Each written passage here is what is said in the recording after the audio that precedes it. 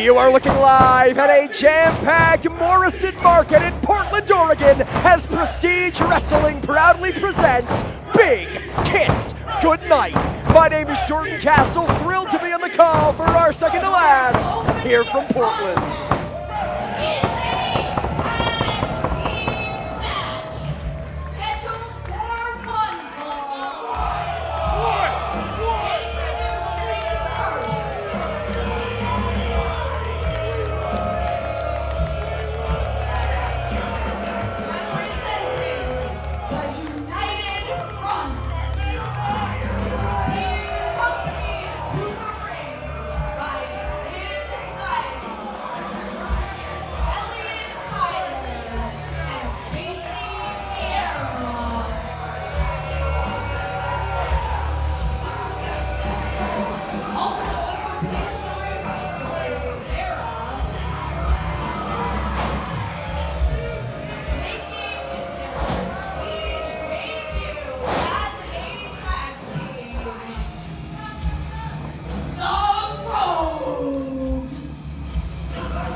Well, the Rogues and their stablemates in the United Front, hot off a huge 8-person tag team victory back at Roseland 12, and the burden to tradition, Elliott Tyler, their leader there in the baseball jersey, he's been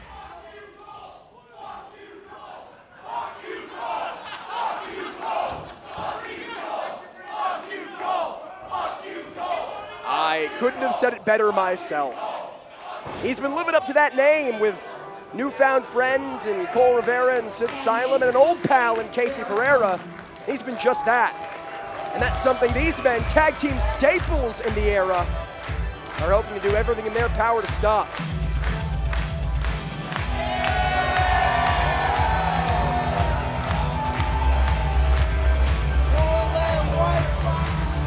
Aces are back.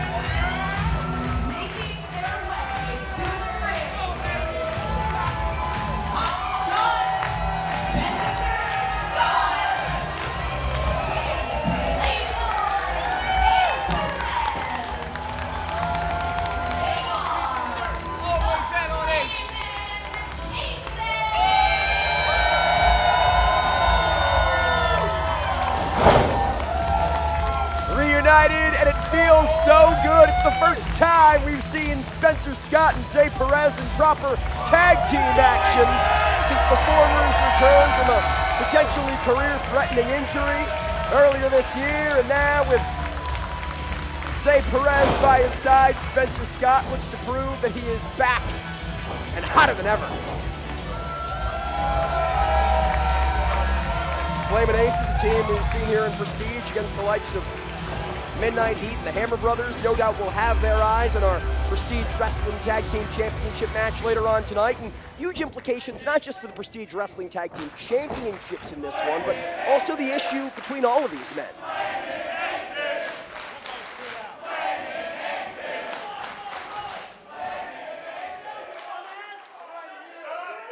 Of course, we talked about the 8-person tag team victory from the Rogues, Sid Silem, Cole Rivera as well. Individual, all right, okay. Thank you. And thank you, Portland.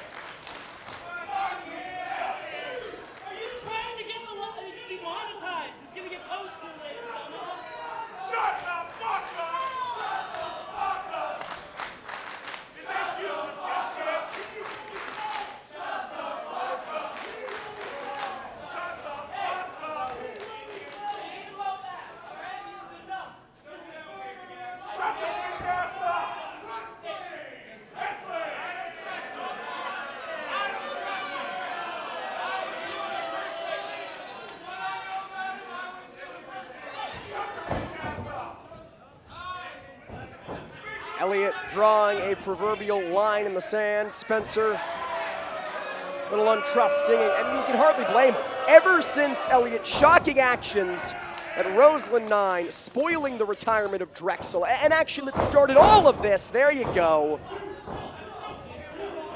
He has been an ungovernable character in every sense of the word. There is no road too low.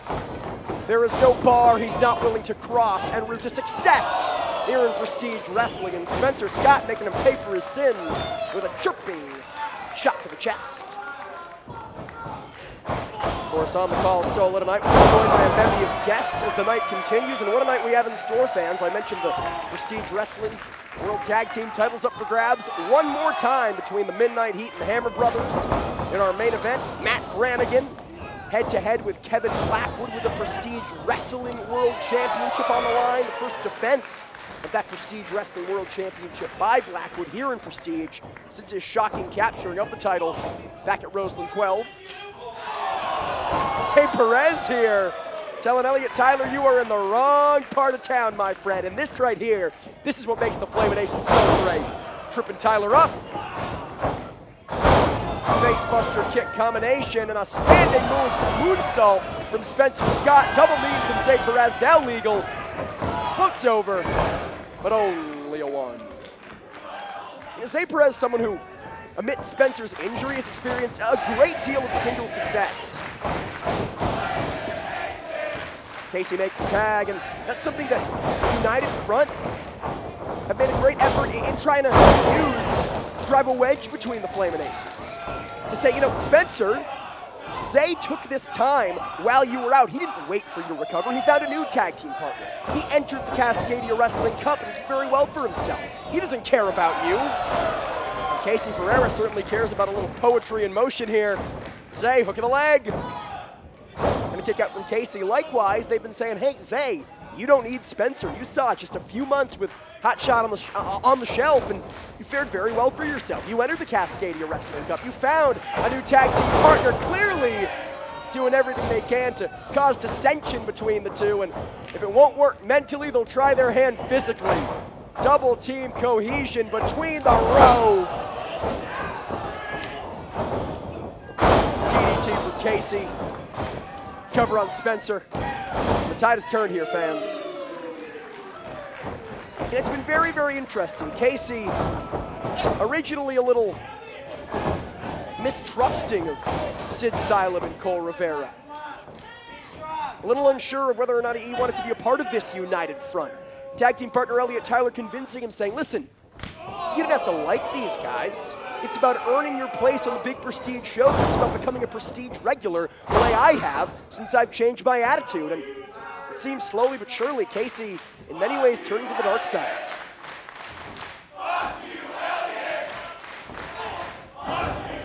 Scott trying to fight from under here.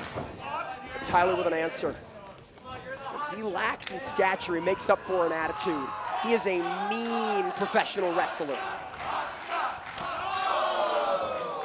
Caving in the chest of Spencer Scott. And frequent tags, one in, one out. The United Front, maybe a newly formed faction in Prestige Wrestling, but the Rogues, Casey and Tyler as a tag team, they've been doing this up and down the greater Pacific Northwest for the better part of 2 years. Come from Casey. The kick out. Maybe their first time as a tag team here in Prestige, but it's not their first time as a tag team, period. You can see Casey cutting off the ring here, keeping Spencer as close to his corner as possible. Backdrop cover. The kick out from Spencer. Back suplex, excuse me. And there we see this attitude change. Casey Ferreira. For a very long time, nearly his entire time here in Prestige Wrestling, a fan favorite. And since joining forces, since forming the Rogues with Elliott Tyler here in Prestige, he's gotten a little meaner. He's gotten a little chippier with the officials. Spencer Scott looking for the handspring back elbow, wiping out the Rogues, and that may be the opening Scott needs. Looking for a tag, trying to get Zay Perez back in this thing. Sends Casey outside the ring. A met with a fist from Tyler. Cover here. Still not enough. Spencer needs a tag in a big way here, man. Been in the ring for the majority of the match. And he's looking better than ever. The looks can be deceiving. He's recovering from an injury. He needs a tag and he's gonna get it! But at the last second, Casey pulling Zay from the apron. Saito suplex from Elliott Tyler. And this is what I'm talking about. This is never who we knew Casey Ferreira to be. He's a good guy, did things by the books. He did things the right way. Since the Rogues have come to Prestige Wrestling, since he started teaming with Elliot Tyler here in Prestige Wrestling, a different story entirely. Takes Scott off his feet with that chop. Going for a suplex here, but Spencer wisely taking Casey out of the equation, going for the tag, and he gets it! In comes Zay Perez! One half of the Flamin' Aces, like a house of fire. Hurricane Rana. Tyler evades. But Zay, quick thinking, and even faster feet from the top. Missile drop kick.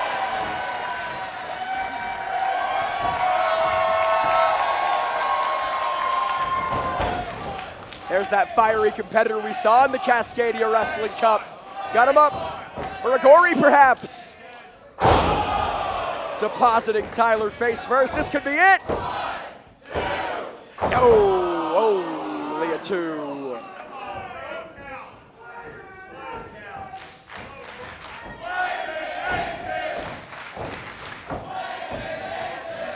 Flamin' Aces maybe looking to finish this one. Fireman's carry here, Elliot Tyler on the shoulders of Spencer Scott for a Finley roll, and Zay Perez legal once again. Corkscrew BME, now Zay from the top. And again, Casey Ferreira in illegally. A splash from Perez gave Tyler enough time to get the knees up, and the small package steals it.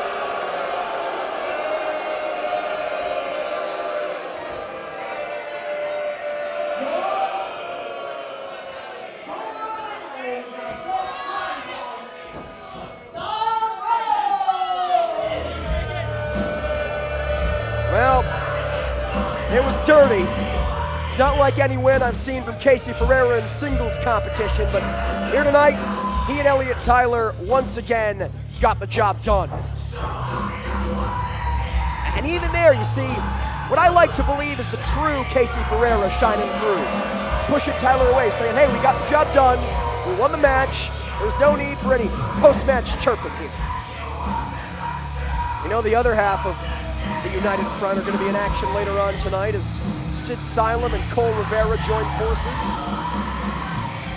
against the hometown heroes, Jaden the Unbelievable, Drexel the Unkillable. They're certainly hoping for better results here tonight. What? Oh, give me a break. Give me a break. Elliot Tyler joining me here at the broadcast booth. Come on.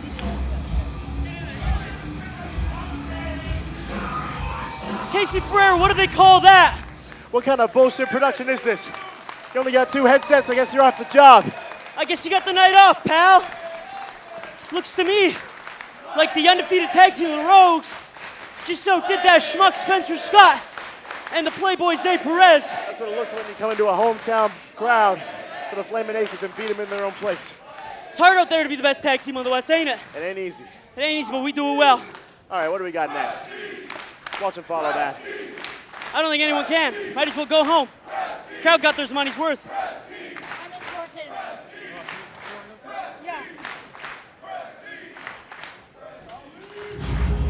Jordan, here, do your play-by-play bullshit. Yeah, get on it, Jordan. Do what they pay you to do. Well, thank you, Casey Ferreira. All right. Introducing first.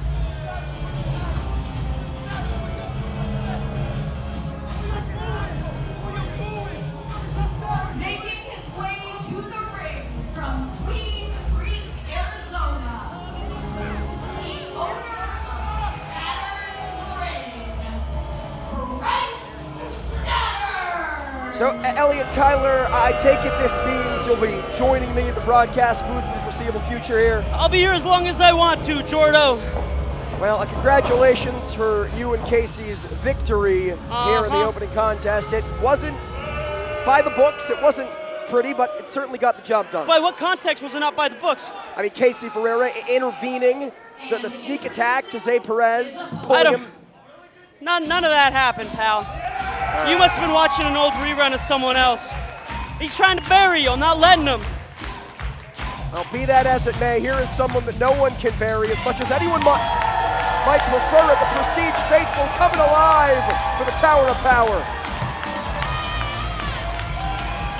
Unsuccessful at Roseland 12, looking to bounce back here. Who'd she lose to?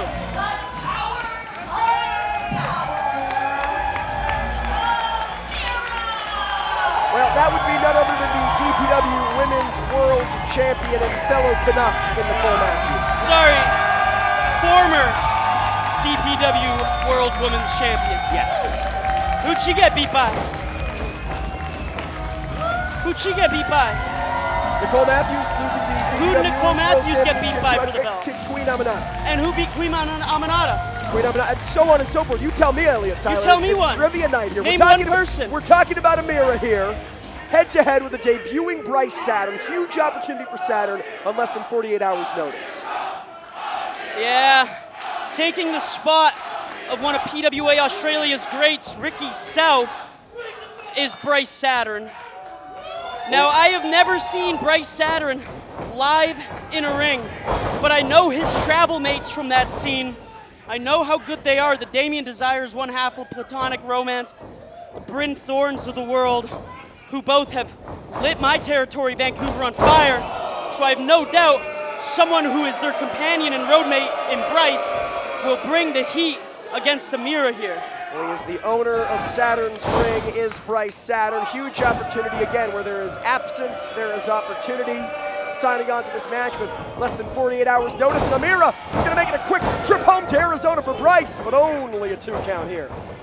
Off the ropes from a headlock there. Bit of a drop down. Amira too agile for that. Trained. Looked like a leapfrog almost, but a pickup by Amira. Make it the Tower of Power nickname means something here, but Bryce says it's a little too early, and this time a shoulder block from Amira, giving us a one-way ticket to the gun show. It only takes 0.2 seconds to find out not taking Amira seriously is a bad idea. Slap to the face. And I think Bryce is getting warned by these mostly stupid fans having a moment of genius here. And there's a big return by Amira. They call that a receipt, Jordan, Yes, something they you are do. owed Well, quite often. CVS length receipt from Amira here, and Bryce Saturn none too pleased about it. Perhaps this is the strategy of Amira. Amira go round.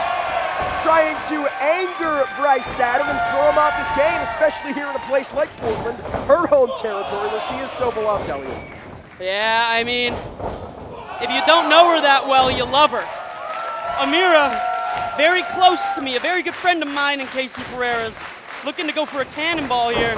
And she connects! Pillar to post goes Amira. She is no friend of yours. What are you talking about? Amira is the secret honorary third member of the Rogues team.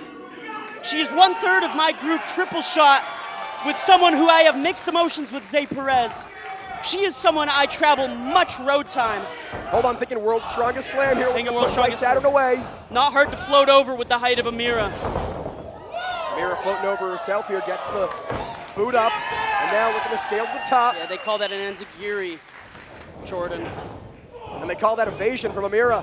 Yeah, no crap. Big by Bryce. And again, you talk about the black hole that Portland once was before the days of Prestige Wrestling, my God. Nasty, nasty impact in the corner there from Amira, Elliott. Let me fill you in on something, Jordan. The term black hole that is used for Portland, Washington, and Vancouver is nothing more than a lazy cop-out used by lazy people that don't want to work hard and want an excuse for it.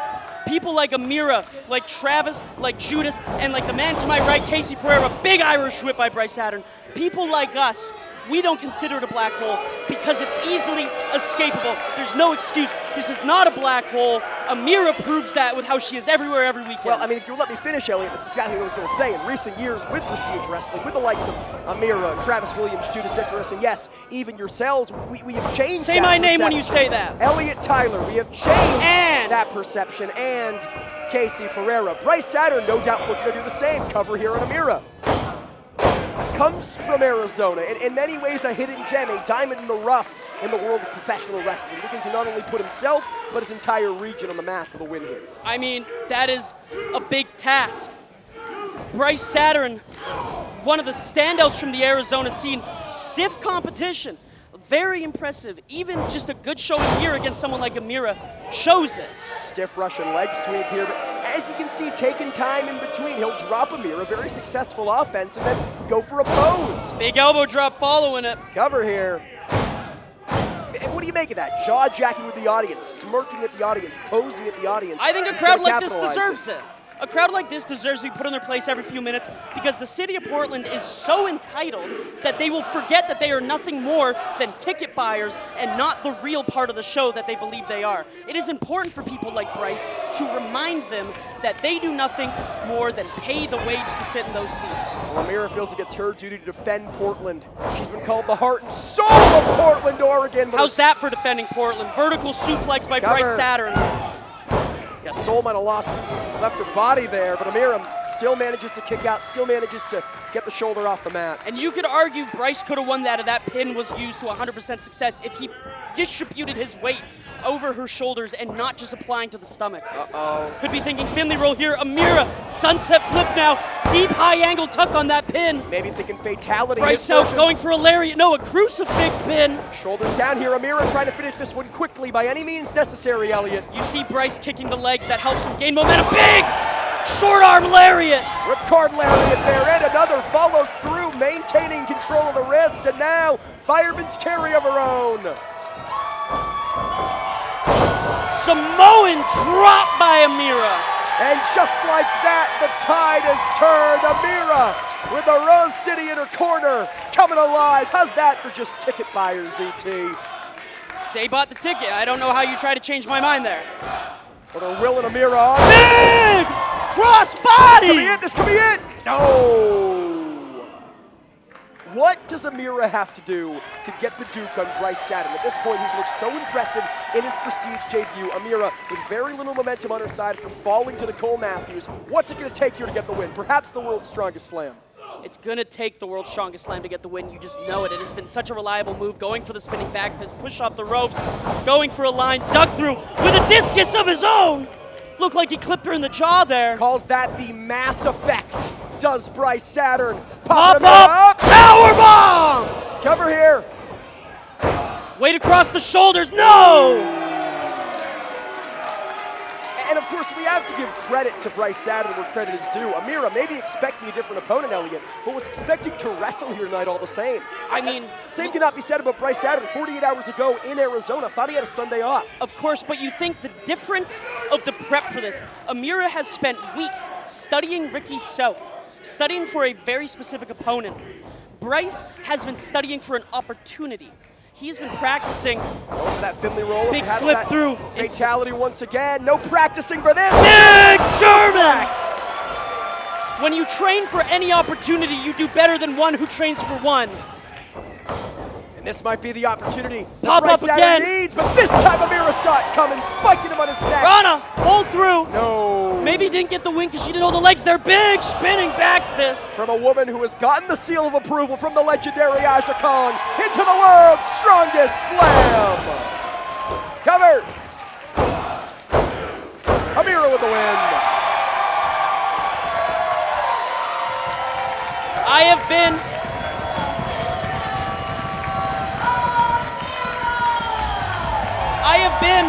in this building for many important Amira wins. I was here when she won the DOA Grand Championship from Kel. I was here when she took Nicole to her limit to a time limit draw. I was on commentary for one of those. This match tonight, an amazing showing for Bryce Saturn, but he learned real quick, you can't beat the sun with a little bucket of water. Amira, a hometown hero in her own right, and as Prestige Wrestling ends one era and enters another, wants to do everything that she can to prove not just to Prestige management, not just to the Prestige locker room, but to herself that she is indeed the heart and soul of Portland. Elliot, will you stop? No, there's a dude over there trying to make this about him. Tell him, oh. Well, you know something about that, right? Making things all about yourself. Speaking of, up next, Speaking about all about me. the rest of the United Front in action. Listen, we carried that momentum in. It's now their time to get a win against a wash-up, and it never was. Went real quiet when I said that. I hope everyone heard that. Well, Drexel and Jaden not going to go down without a fight. The following contest is a tag team match scheduled for one fall. Introducing first.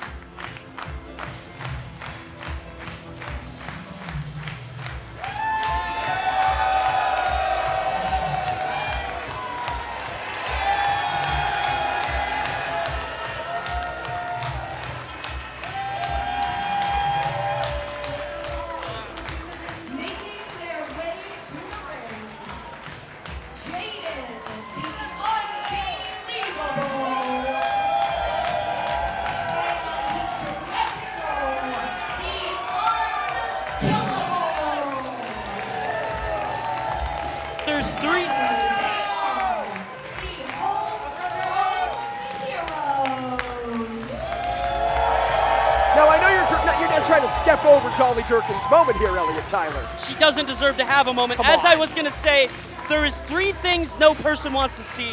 It is their parents getting old, their kids going down the wrong path, and Drexel in latex. Well, we all want to see this, a superhero landing.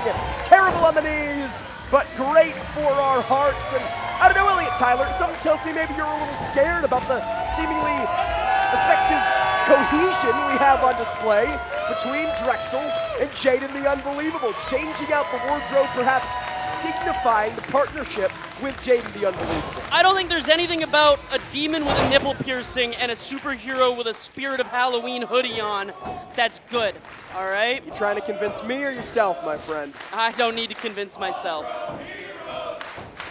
Well, you and Drexel spending the entirety of Oh, that's a good 2025 entrance song. Oh, whose song is that? And introducing their opponent.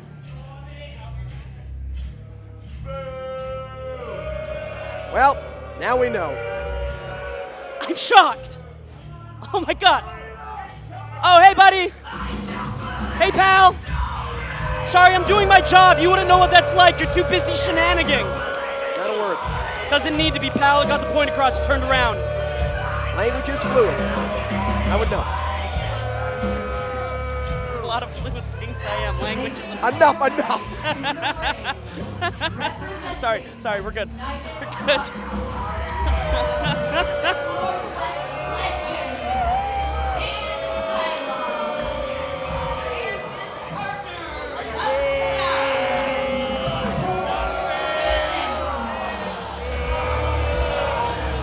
Well, Sid Asylum. This is the great Sid Asylum. The great Sid Asylum. The greatest legend in Pacific Northwest history. The GOAT. The GOAT. Cole Rivera. The most handsome wrestler in the PNW. Hey, give me a kiss on the cheek. Give me a kiss on the cheek. Get over here. Apparently the Thank you. white boy of the year is Cole Rivera. I gave him that shirt. Is it White Boy Summer in the words of Chet Hanks? White Boy Winter, I guess. It's Tyler. the fall, pal. I get you're from Cali and there's only 2 seasons. Barely one. Sid Asylum and Elliot Tyler alongside yourself. Sid Asylum and Cole Rivera, alongside yourself, Elliot Tyler, Casey Ferreira, the Rogues, comprising the United Front. And love them or leave them, successful in your debut as a faction back at Roseland 12, defeating the Flamin' Aces, Drexel, and Jaden. Oh, is that where we started winning? I feel like it's when I beat Drexel in his own match at the Roseland before that. You know, when I maimed the devil and wore his skin as my crown. Well, if you want to get technical, he actually lost in his own match, that being a tag team roasted death match at Roseland 10. But yes, credit where credit is due. Successful at Roseland 11 in the dog collar death match, surviving the devil. Beating the devil. The fans explaining in detail what they want to do to Cole. I get he's pretty, but let's be chill that is about not it. what they mean, and you know it. Well, what do they mean? Because that's what I think. Sid, Hey, a lot Sid. of expensive equipment. I love you. You're the man. Hey, Cole! And I gotta give it to you, Elliot. You're somewhat of a master manipulator. Somehow, you got a hot young prospect like Casey Ferreira, the DOA Rookie of the Year in Cole Rivera, a 20-year veteran, and a monster in Sid Asylum, all under your control. I gotta ask, Okay. how do you do it? You call it control. I call it taking a veteran who never got his due and showing him the worth he deserves. I take it getting the DOA Rookie of the Year, who wasn't even getting booked on shows because of political BS, and giving him a platform, and I call it a mutual respect. Big drop kick by Cole Rivera. Nothing political about that from Cole Rivera. Again, attitude, cockiness aside, this kid is a thoroughbred. So impressive, so young into his career, even if I might disagree with the company he keeps. And listen, you want to say I manipulate these guys, you want to bring up that I somehow have got Casey under my control. I would not be the wrestler I am without Casey Ferreira. He's the reason I'm where I'm at, and I just want to repay the favor by giving him the platform. Why you tripping, Cole Rivera?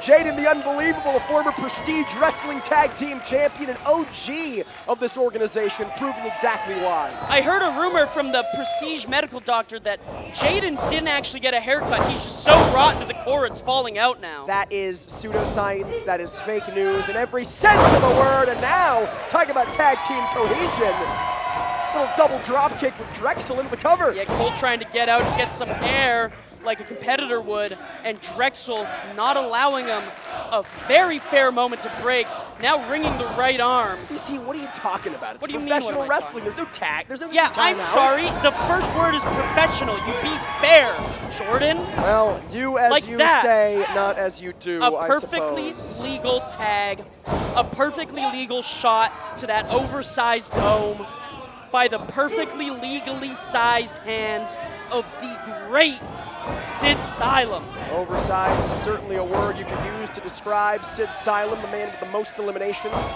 in the Combat Clash Invitational He Battle was the Royal. second best person in that match. Remind me who won. Well, it was you, even though you were thrown over the top rope. Both feet did Says who? touch the floor, and hold on, Drexel is posing. I gotta cut both of us off. Drexel is posing. Yeah, you notice how he doesn't go down to one knee? It's because he doesn't have any left. If you're a terribly evil human being, your body falls apart. Superhero landing from Drexel. Terrible on the knees, but he's still landing on him, Elliot. More like super weirdo landing. That's a disqualification. 5-on-2. The old 5-on-2 from Drexel and Jaden Legal once He's again. got his hands on the world's strongest Dioc right now, and I'm not down with that. Hey, you were talking about getting us demonetized. Give me a break. Right through his Sid Silem, going for a double line. A legal trip by the Super Schmucks. And Drexel now, once again, with a double dropkick. Elliot, you can speak to this. You were here in the early days, cover from Jaden. Very cocky, lackadaisical cover. I think trying to send a message to Sid Silem more than anything. Standing moonsault from the Unbelievable, And only he a 2. went over kind of sideways. That's not okay. You were here in the early days of Prestige Wrestling. You Oh, saw Sid the out. This is not good. wars. This is not good. Drexel. Sid, look out. There we go. Jaden looking to fly, but Cole Rivera hung him out to dry. Good job, Cole. And there is nothing professional about this, E.T. Nothing whatsoever. Back first on the apron. And now Drexel not minding his business. Get back to your legal He's corner, evening dummy. the odds. It's Cole Rivera who hung Jaden out to dry, pulled the rope, nearly cost him the match, but only a 2. As I was saying, you were there in the infancy of Prestige Wrestling. I You was. no doubt remember the wars waged between a young Jaden before his days as a superhero against Drexel when he still had damn near a full head of hair. These guys spilled buckets of blood to build this company, and now joining forces to save it from youth. To save it.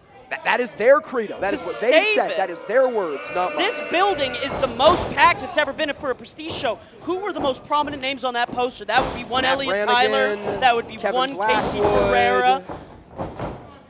You bite your tongue and you wipe that spit off your lip before I wipe it off for you. Oh boy. Sid Silem and Cole Rivera cutting off the ring here, keeping Jaden in the proverbial wrong part of town. This is no doubt strategy of your doing, Elliot. No, it's not a strategy of my doing. Would I love to take credit for it? Absolutely. Sid Silem, the greatest legend in Pacific Northwest history, knows how to split apart a ring. Do you know why? Why is that? Because he's one of the most decorated tag team wrestlers in Vancouver history. Any person he teamed with, he won gold with, and now he's a part of our crew to show us his way of getting it done. And what a beautiful cover, weight across the chest, elbow into the jaw. Jaden's able to kick out because we know we're not going to win yet, but he's got to kick out and grind his own jaw against an elbow. Talking about jaws grinded, Cole Rivera fish hooking the mouth of Jaden here before locking in that chin lock. I'm very glad you brought up the veteran acumen of one Sid Silem. It's Cole Rivera, who made his singles debut here in Prestige in this building just a few months ago in Shark Ethic, losing to Drexel. And I'll give the Devil his due. The Devil not being Drexel, the Devil being Cole Rivera. Cole looked very impressive in that match. He dominated the majority of it. It was his own hubris that ultimately cost him. And one has to think that joining forces with a veteran like Sid might help roughen out some of those kinks. Listen, there is no timeline where Cole Rivera does not become a major player in professional wrestling. There is no universe where he does not become the Well, now this major player behind referee Fidel's back. beautiful tag team 10. There is Cover. no world where Cole Rivera is not the future of this business. We are just here to help platform him there quicker. We are making the inevitable around the corner instead of down the block because you are the white boy of the year. Cole Rivera, you say he's all that in a bag of chips. If that's so true, why does he need Sid Asylum to distract the official? Why does he need to intervene illegally, as we just saw? That wasn't illegal. Tag teams are allowed to do tag team things. Sid had something in his eye and he was asking for the ref's help, and Cole took full chance at some schmuck hanging over the side. Well, Jaden in a very, very bad place, especially this deep in the match, especially against a man as big and dominant as the veteran Sid Asylum. No doubt thinking superplex here, E.T. Yeah, you want to be a superhero, you better learn to fly, and Sid's ready to teach you. Jaden saying, with a headbutt like that, that's just falling with style. Get back on him, Sid. Get back on him, Sid. From the second rope, Jaden's perched and fly indeed. God, with no. a spinning heel kick from the top. Jaden's got to capitalize. You're good, Sid. You're good, Sid. Get to Cole. Cole's ready to go. You can see really favoring that right knee, crawling towards Drexel. There you and go. Cole Rivera again, much like we saw with you and Casey Elliott with the illegal intervention. That's Cole helping his tag partner. He has till the count of 5 to get out. It's not our fault the ref started counting late. Them's the breaks. What are you talking about? What do you mean, what am I talking about? What tag match have you ever seen where there isn't a 5-second team up on the inside? Always an excuse, isn't there? There's always an answer. It's not an excuse, it's an answer. You're talking about the politics that kept Cole Rivera out of Prestige Wrestling. I think you're the career politician, Elliot Tyler. Yeah, if I was, you wouldn't be doing this job with me. Well, there it is. You'd still be in New England, pal. Choking on clam chowder. Cole Rivera in firm control of Jaden the Unbelievable. So composed. For someone so young, so early into his career, Cole Rivera has the poise of a veteran. Oh, I know.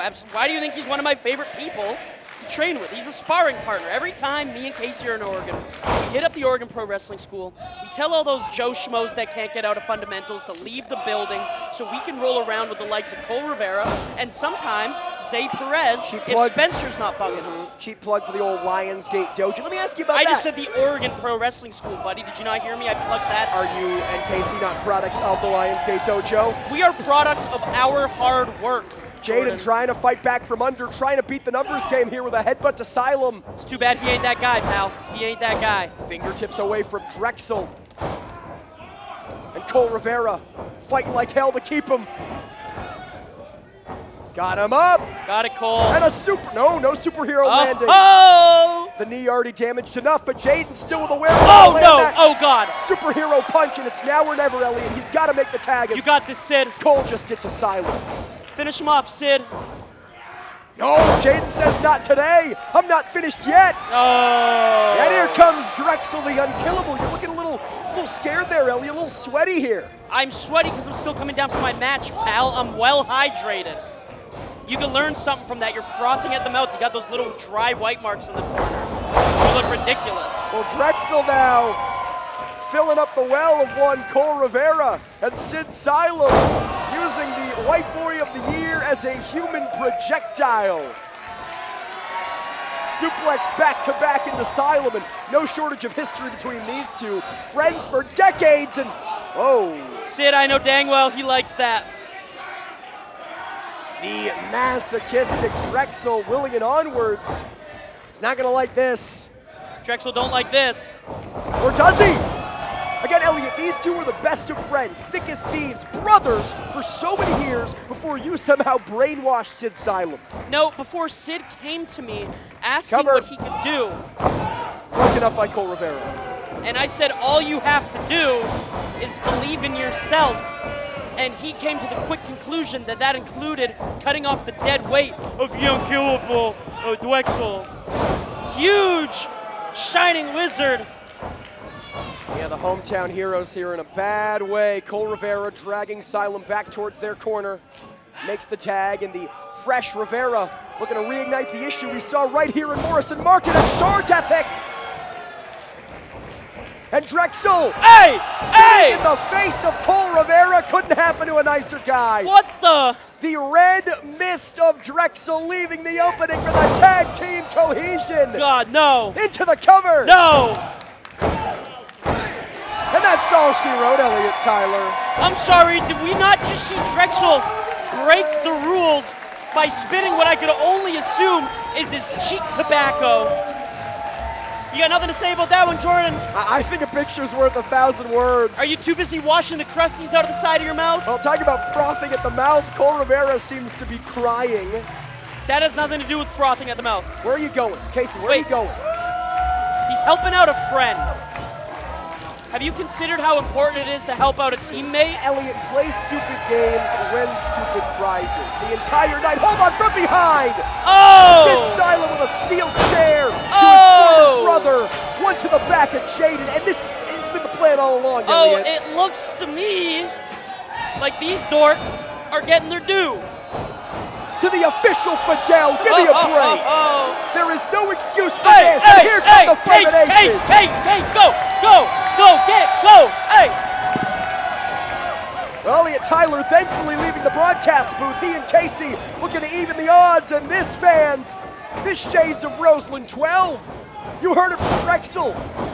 That night they wrestled. The next time we see 4-on-4, they are going to fight. And if that's the case, the United Front winning that fight.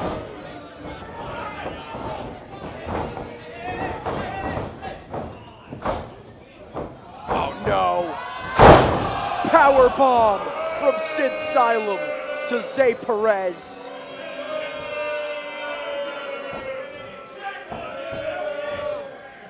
United they stand. Casey Ferreira, Sid Silent, Elliott Tyler, and even the blinded Cole Rivera.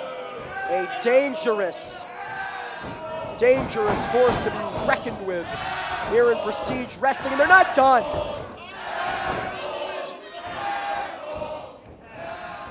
Elliott and Casey won their match.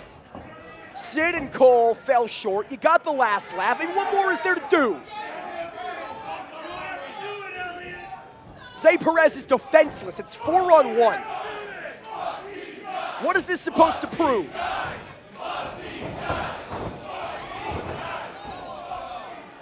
Can you see this? How many fingers are A dangerous cancer on Prestige Wrestling. A combination of experience, youth, and the nastiest attitudes you'll meet this side of the border. Elliott Tyler and company continue to be a burden, not just to tradition, not just to Portland, Oregon, but to Prestige Wrestling as we know it.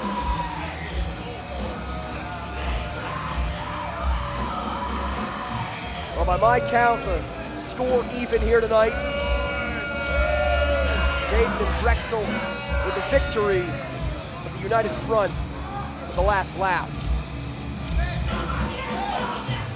And if nothing else good can come of this, fans, at least, seemingly, Elliott Tyler has left the broadcast booth. I am once again flying solo here, and to try to recuperate, I am very, very much looking forward to this one. Singles competition on tap, and if you're a fan of technical wrestling, all I gotta say is buckle up, because you're in for a treat.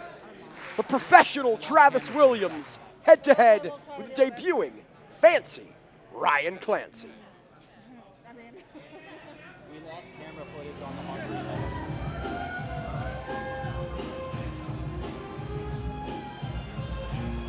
The following contest is a singles match scheduled for one fall. Introducing first,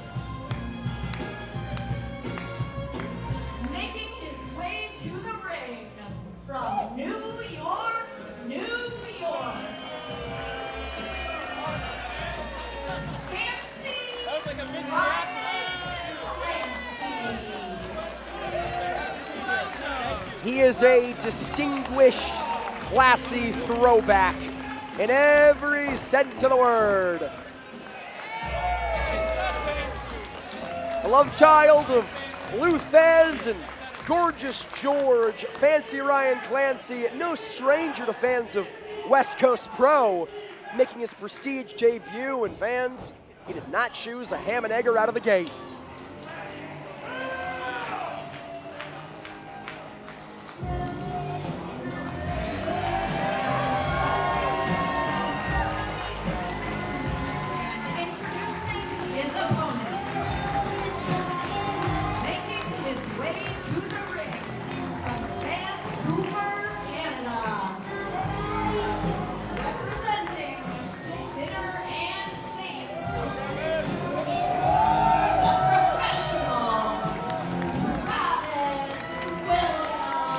The winner of the 2024 Cascadia Wrestling Cup, and one half of the longest reigning Prestige Wrestling Tag Team Champions in company history, the professional looking to stake his claim as the technical master of Prestige.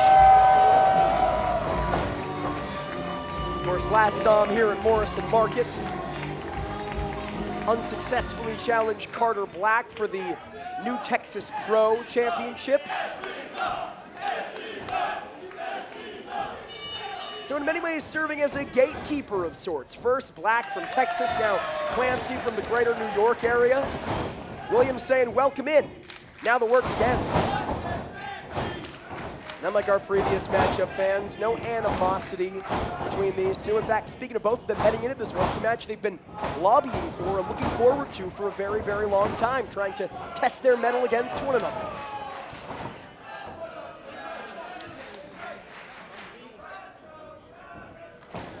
Williams backing Clancy into the corner. The slight height advantage from Williams coming into play. Of course, Clancy, we mentioned, semi-regular at West Coast Pro. With our friends at West Coast Pro, has traveled to the land of the rising sun to train at the Marvelous Dojo, competing in pro wrestling Noah. And since that time in Japan, Clancy has upped his game tremendously. You can see it here, it's the little things. It's the fundamentals. The ring positioning. The wrist control. It is a throwback not just in aesthetic, but in style, and Williams saying anything you can do, I can do better. Beautiful bridge, kips up, wrist control of his own. And there's some of that classic Sinner and Satan misdirection that he and tag team partner Judas Icarus have become so well known for.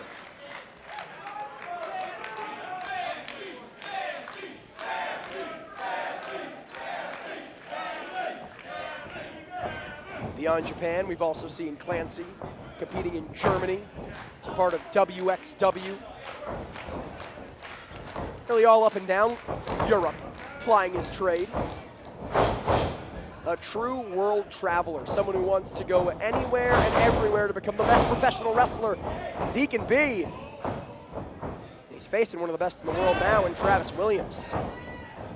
Wrenching the arm of Clancy, curiously the left arm. That taped shoulder. And Clancy now saying, you want to quicken the pace? Let's quicken the pace. Releases the hold and giving the Portland faithful a show.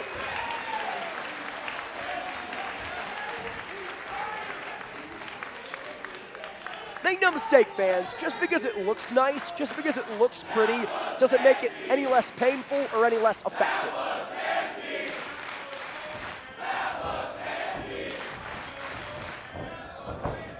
Fancy indeed. Travis now trying to regroup. A real feeling out process between these two. Again, competing for the very first time. I mentioned Clancy's time in Germany competing for WXW. That's whoa. Williams saying, I had your number, kid. And it was in Germany 2 years ago these two met for the very first time. Again, have been trying to find the right place, the right platform for this match ever since. And it comes to you now here in Prestige Wrestling.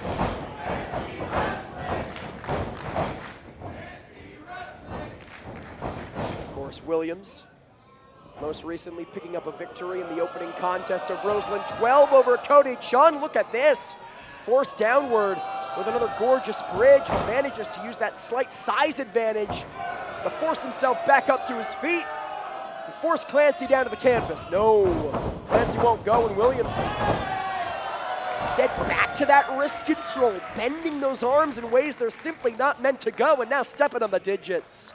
Whoa. I think imitation, perhaps not the sincerest form of flattery. Cover from Clancy. Shot off the ropes. Nobody home. Williams like a bullet. So quick, but hey, credit where credit is due. Clancy caught him and drops the knee.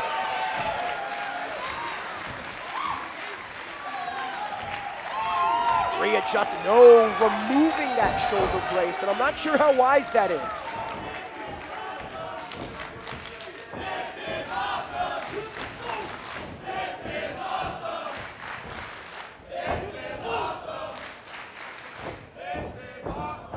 Obviously a target for Travis Williams, but it's one that he's already seen from the moment Clancy stepped through the curtain. At this point, covered. Quick kick out from Williams. One would think that Clancy would be better served keeping that shoulder brace on, protecting the shoulder for as long and as much as possible. Of course, a product of Canadian legend in his own right in Lance Storm. Williams saying he's from the old school, I'm from the new school. Clancy with the reversal now, control of Williams' leg, but Williams manages to escape and lands. Gorgeous suplex. You can see things starting to kick into another gear. Very respectful in the early going, in the feeling out process. But Williams is getting angry. Still a great deal of sportsmanship between the two, but the tone of the professional is unmistakable, and Clancy returns in kind. I think Clancy saw that smirk on the face of Williams after the first chop, said, I'll give you something to smile about, and a dragon screw leg whip from Travis Williams. No smiles in sight. Oh no. Bending the knee now, digging that bone into the canvas. Make no mistake, fans, that is hardwood. There is a minute canvas, there is a very small layer of padding, but Clancy is feeling nothing but wood. Now, turning him over into the single leg Boston Crab, and Clancy immediately, thank God for his sake, reaching that bottom rope, forcing the break. One last bit of damage from Williams.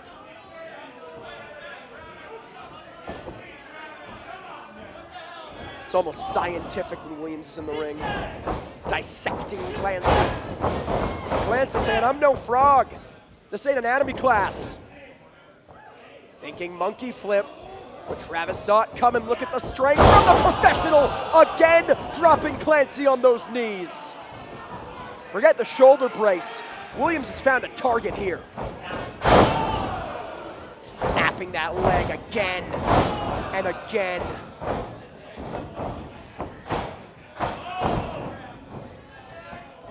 Now locking in the leg lock here. And as he does so, locking eyes with Clancy. One knee in the clutches of the limbs of Williams. The other bent towards the canvas, and Clancy doing everything he can to escape, doing everything he can to force Williams to break. But the professional undeterred. Oh my God.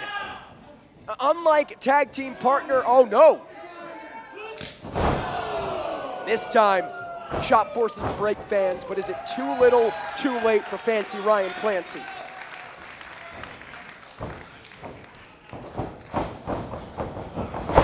Right back to that leg, but this time Clancy looking to steal it with a cover. I'm not sure if that was intentional or if he just fell into the pin here. Williams now one of his own. See, as we reach these deep waters, these guys going for covers again and again and again, and now would be a good time. Clancy moving out of dodge, nothing but corner, nothing but turnbuckle for Travis Williams there.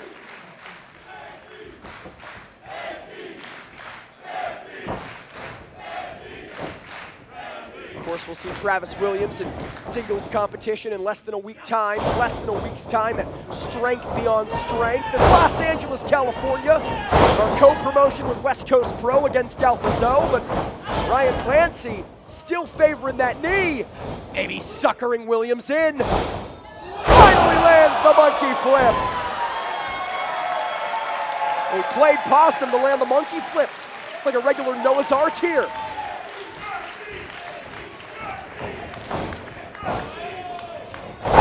Strength of Clancy's own. Planting Williams face first, and now the butterfly suplex. Got all of it, gorgeous bridge, but still not enough. Expert kick out there from Travis Williams.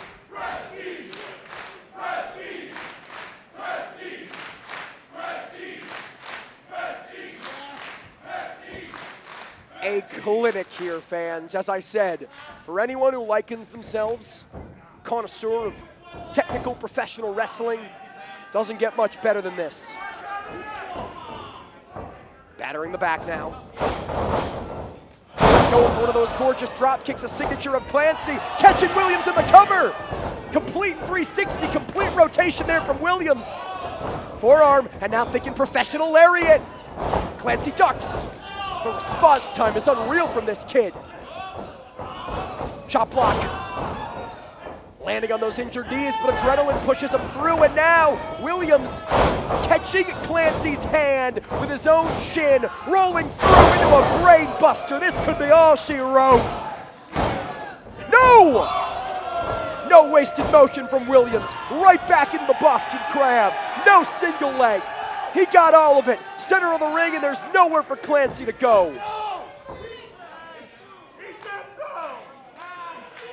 Trying to crawl, trying to reach towards those ropes, trying to rotate his body, but it's no use here, fans. Or is it? Clancy sending Williams back up to his feet. Flurry of shots to the face, into an enziguri. Williams on spaghetti legs here, off the ropes. Going for the professional lariat, but caught midair by Clancy. With a tombstone pile driver. He's gonna do it. But the foot is on the bottom rope, and at the last second, referee Bradley makes the call. Excellent call from the official.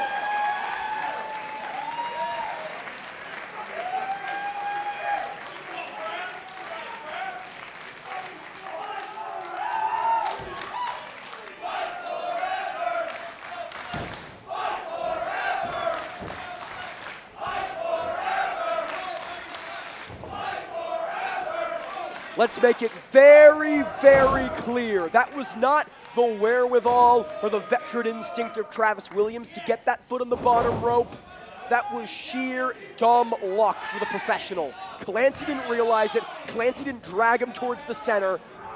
And that slight oversight cost Fancy Ryan Clancy.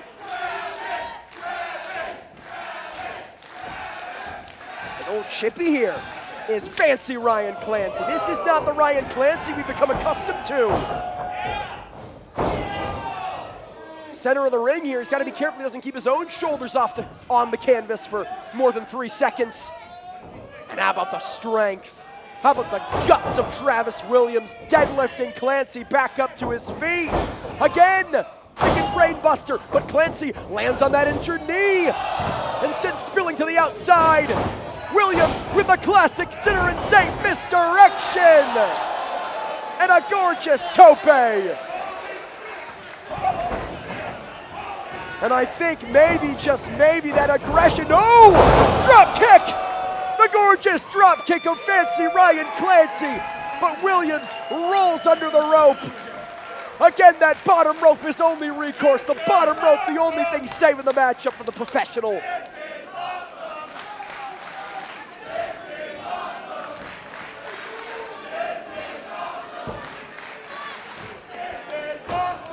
What a match here, fans.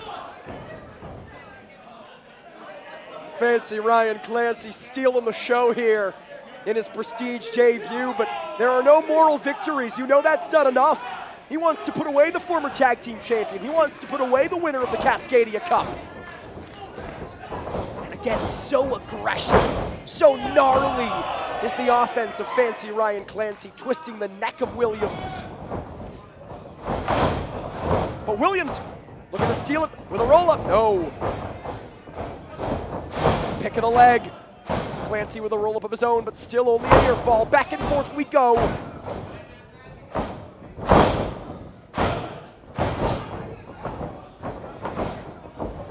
Clancy now with the cradle, but Williams got him down. No, he doesn't. Oh, this is a nail-biter, fans. Clancy looking for the backslide.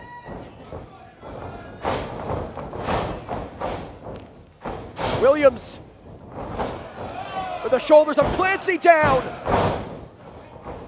Clancy with the shoulders of Williams down. I feel like it's Groundhog Day here. Cravat's attempted, but again, the injured knee, it might have cost Clancy. European clutch, and it did. What a match.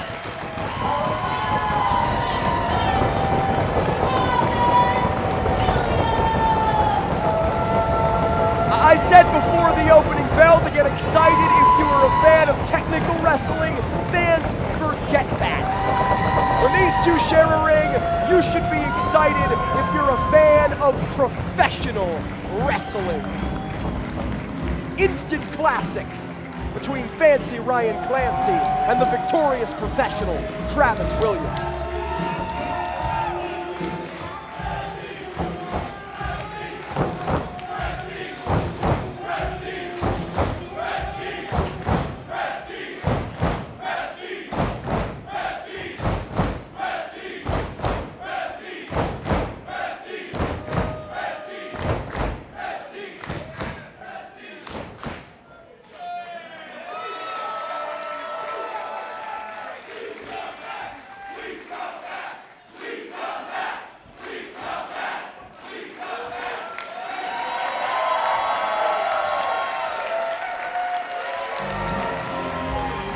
Please come back, indeed.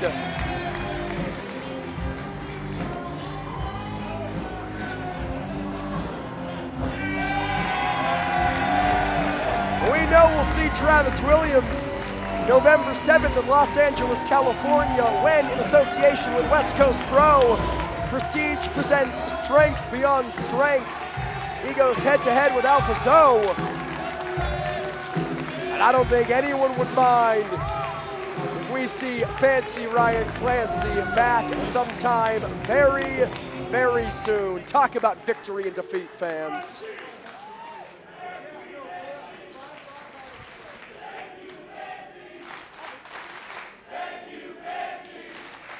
And from one debut to another, something tells me this one, it's not going to go over quite as well.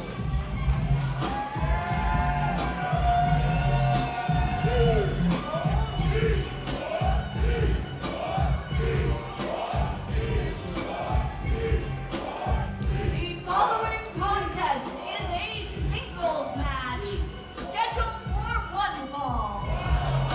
It is for the Pro Wrestling Junkie World Championship. Introducing the challenger. Making his way to the ring from Seattle, Washington. Representing C4, Classic Cody Sean. We talked about Williams moments ago. Here's the winner of the inaugural Cascadia Wrestling Cup, or as he puts it, the Cascadia Classic. Here's another former Prestige Wrestling Tag Team Champion. And here's a man who, much like Williams before him, looks for victory against a Prestige debutante.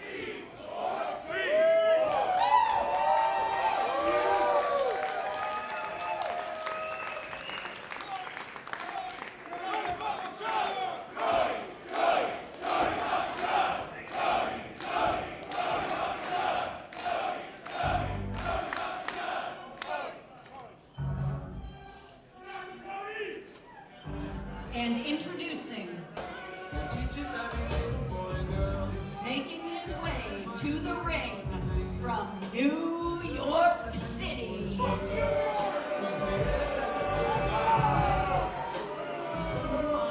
root of all evil, Charles Mason. Twisted, sadomasochistic, and dangerous. If it's your first time witnessing the terror that is the PWJ champion, the root of all evil, Charles Mason, you are in for something utterly horrifying. He's a man who feeds off the suffering of others, whose mission in life it is to rid the world of the pores. And in his own words, my Northwest fans, you better show up so I can wrap my hands around your throat and squeeze the life out of you. If that's what Charles Mason is willing to do to his own supporters, just what do you think he's willing to do to classic Cody Chun?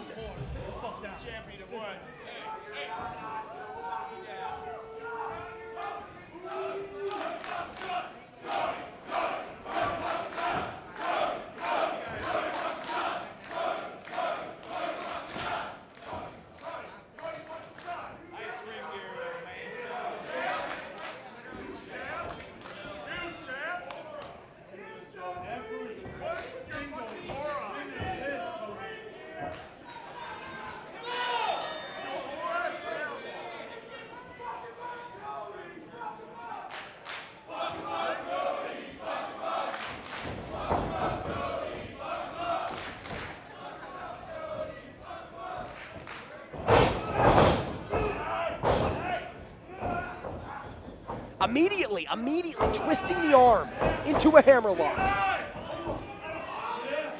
It is not business for Charles Mason. It is about hurting people. He likes it. It fills some void inside of him. It makes him happy. And the scariest part, beyond the money, beyond the twisted fantasy, is a damn good wrestler. However, the same can be said of classic Cody Chun. Shoulders down here. We're going to steal it. We're going to win that championship early. Defeated the likes of Guillermo Rosas, Daniel Macabe, Judas Icarus, and former world champion Alan Angels to win that Cascadia Wrestling Cup.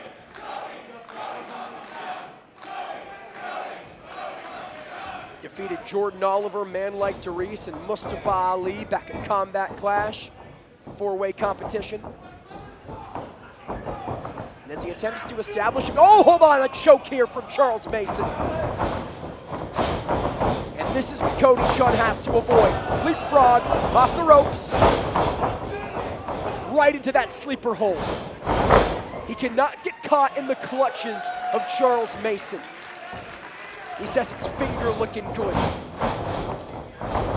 He's got to keep the distance. Cody Chun with those long limbs. He's got to stay as far away from Mason as possible, lest he get caught in a choke, lest he get caught in a sleeper hold. Shoulders down, no. Choke once again. A sleeper hold cinched in, and Cody Chun able to escape into a Manhattan drop and a picturesque drop kick. But already feeling the effect on the throat.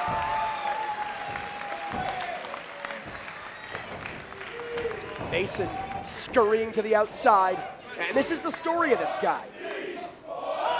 When he feels out of his depth, he'll run for the hills. But Chun close to follow. And again, I'm not sure how sound this strategy is.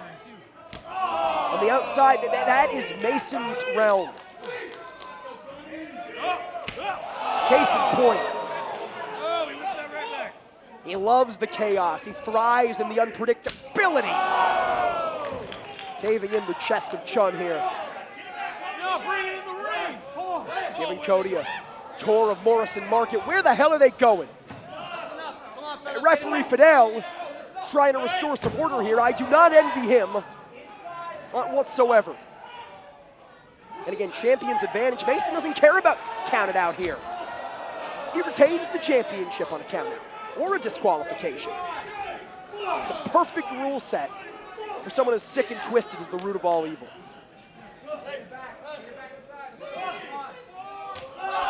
Fighting in the bar area now. Mason back in control.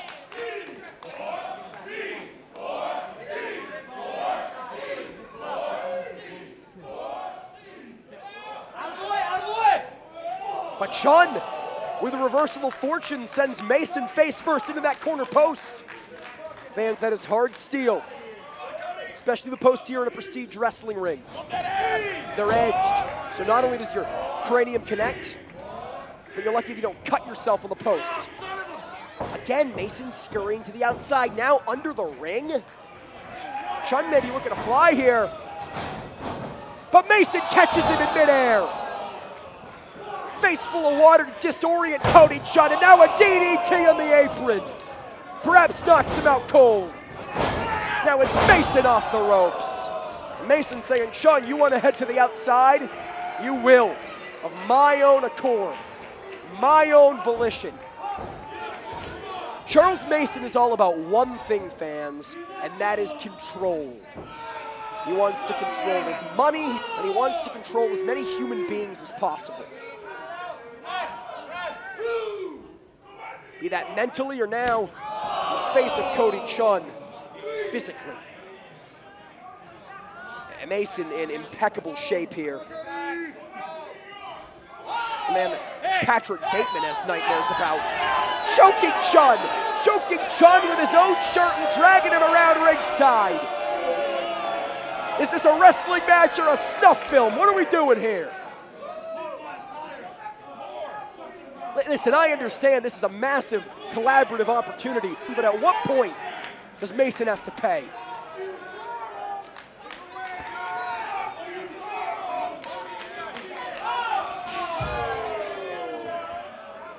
Perhaps that point is now at the hands of Cody Chun.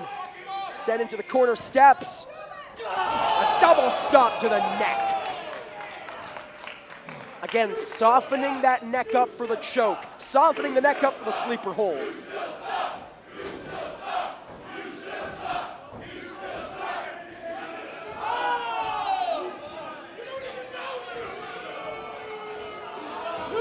And again, if Mason wins this match on a countout, he doesn't care about these people. He doesn't care about doing things the right way or proving that he's the better athlete. And bit of a premature celebration here from Mason.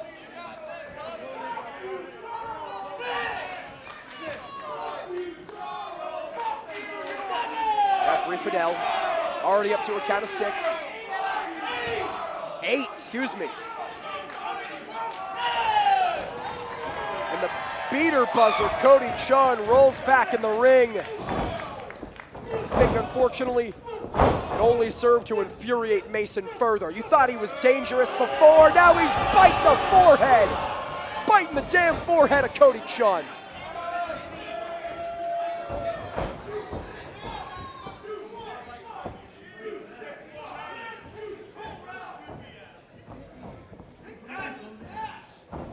You get the sense now that Mason is just playing with his food. He could have gone for a cover. He could have tried to cinch in that hold once again. He doesn't want to. He wants to twist the neck of Cody Chun. Wants to make him pay for even daring to challenge Mason for that title. Moreover, he wants to strip the Prestige faithful of their joy. He understands this is the twilight of Prestige wrestling as we know it. And he wants to spoil that for him. Cody Chun not going to go quietly into this long night. Trying to fight back. Trying to mount a comeback here. And a chop block there from Mason.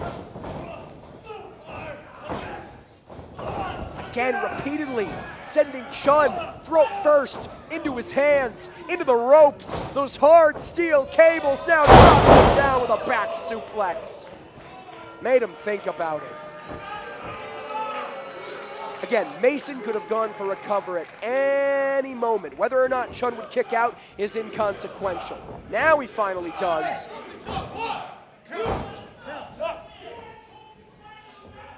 Instead, just choking Chun, not going for a lateral press, not hooking the leg. It's not what it's about.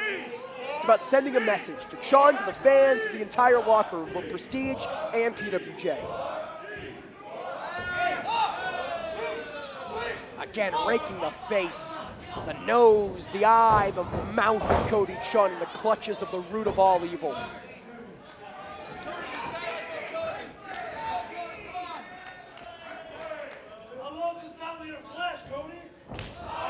Saying he loves the sound of Cody's flesh.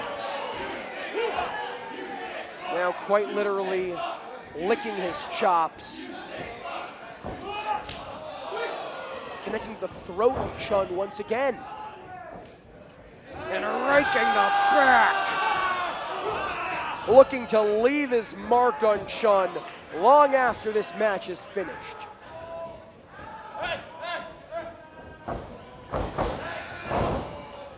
Chun trying to fight back.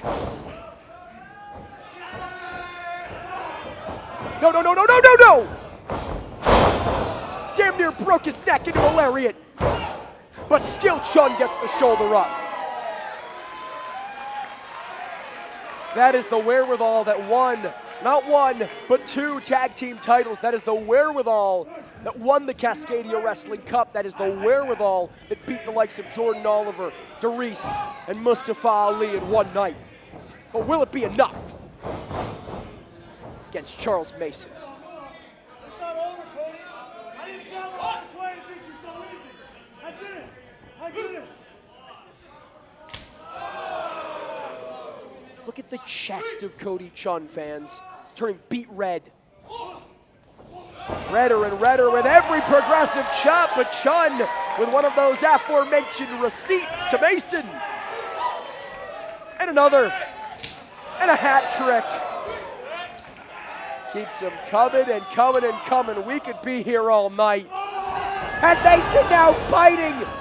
He said he likes the flesh of Cody Chun. He's tasting it now. Chun took 1 second, and that's all Mason needed. The proverbial hangman. Again, it's not about winning the match. He could care less if he gets disqualified. The only reason he released Chun was because he lost his grip.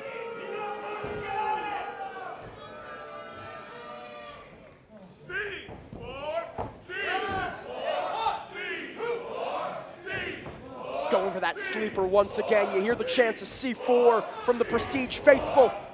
Will it be enough to will Cody onwards? It's enough to help him escape this choke, but Mason right back onto it. Climbing the back of the challenger. He's like an animal. For someone who likens himself high class, a member of polite society, so much better than all of us, he is like a sick, twisted animal. Now Cody, control of the arm, manages to escape. Shoulder block. And another. Still favoring that throat. It's got to be hard to breathe. But still with the wherewithal to land the drop kick. Now can you dig that, sucker? You can see Mason reeling here. Chun with the splash. And a flurry of southpaws. The perpetual comeback kid, Cody Chun. DDT for Affliction. New PWJ champion. No.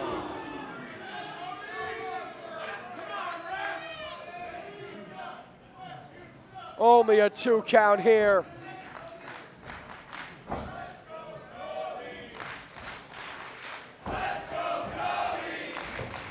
Chun, no doubt, looking to set up for that Cody cutter. Trying to muscle Mason up, but he's gone through so much. Oh, ugly, ugly landing here for Mason. Using the ropes to his advantage again, scaling Cody Chun, nearly hanging Cody Chun, and a stunner of sorts to escape, but Mason right back on top of him, undeterred, insatiable in his bloodlust. Again, Mason doesn't give a damn. He'll choke Chun until he pleases.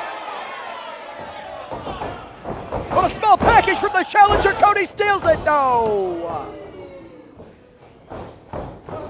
Gets the boot up again, back here again.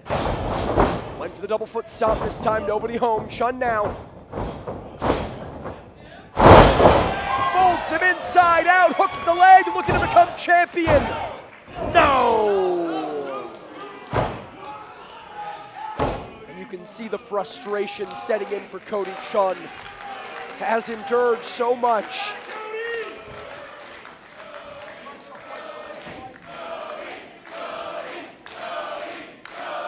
But this might be the killing blow for the challenger.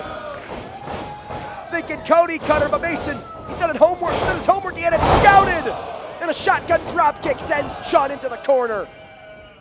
Death Valley driver, emphasis on the death, hook of the leg. Chun's still in this thing.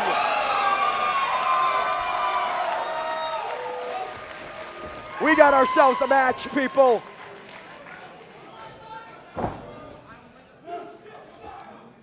What the hell is Mason motioning for? And as much as these fans will Cody Chun onwards with their support, you have to think the disdain for Charles Mason only wills him onward to make them suffer, to make Cody Chun suffer by proxy. A super kick from Chun sends Mason to the outside. If at first you don't succeed, try again! This time lands the tope suicida, and Chun knows this is his moment. Setting up for the Cody Cutter, but caught in the clutches of Mason. Sleeper hold, center of the ring, nowhere for Chun to go. Chun's trying to fight, but he's fought so much, and Mason's got it cinched in tight. Got the body scissors applied. Chun's starting to fade here, man. Oh my God, headbutts! Headbutts to Charles Mason to force the break. Uncharacteristic, but undoubtedly necessary aggression on display from Cody Chun. You know what they say, fans, the only way to beat a monster is to become one. Cody Chun, days removed from Halloween, tapping into his inner monster here. Mason with the go-behind again, twisting the neck, but this time Chun saw the lariat coming. Cody Cutter!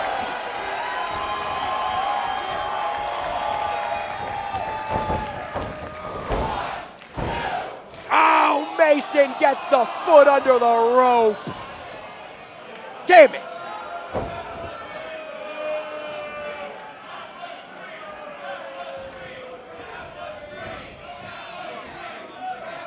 Didn't have the wherewithal to kick out. Had the ring awareness to get that foot under the bottom rope. And now Chun controlling the neck of Mason.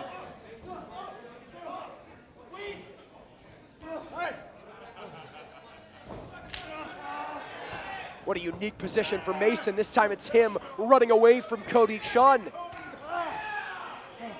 This time it's him playing the role of final girl. But there's nowhere to run. There's nowhere to hide. On the top, Chun with evil intentions. No, again, the sick, twisted Charles Mason. The sickness knows no bounds.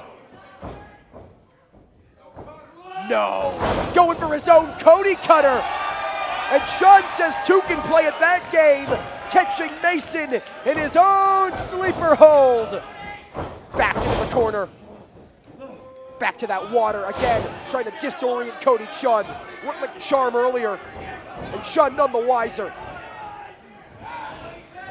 Sleeper hold applied once again to the official. Wiping out the official, Fidel.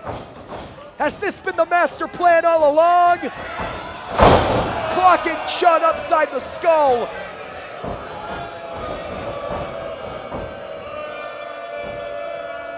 And now, rest in poverty. R.I.P. means 1, 2, 3. Give me a break.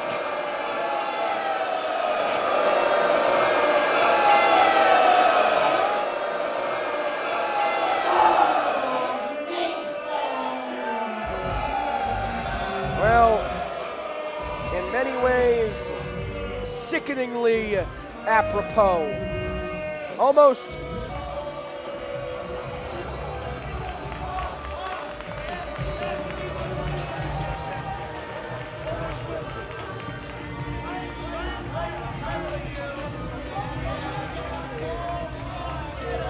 And I'll be damned if Cody Chun didn't give him a run for his money.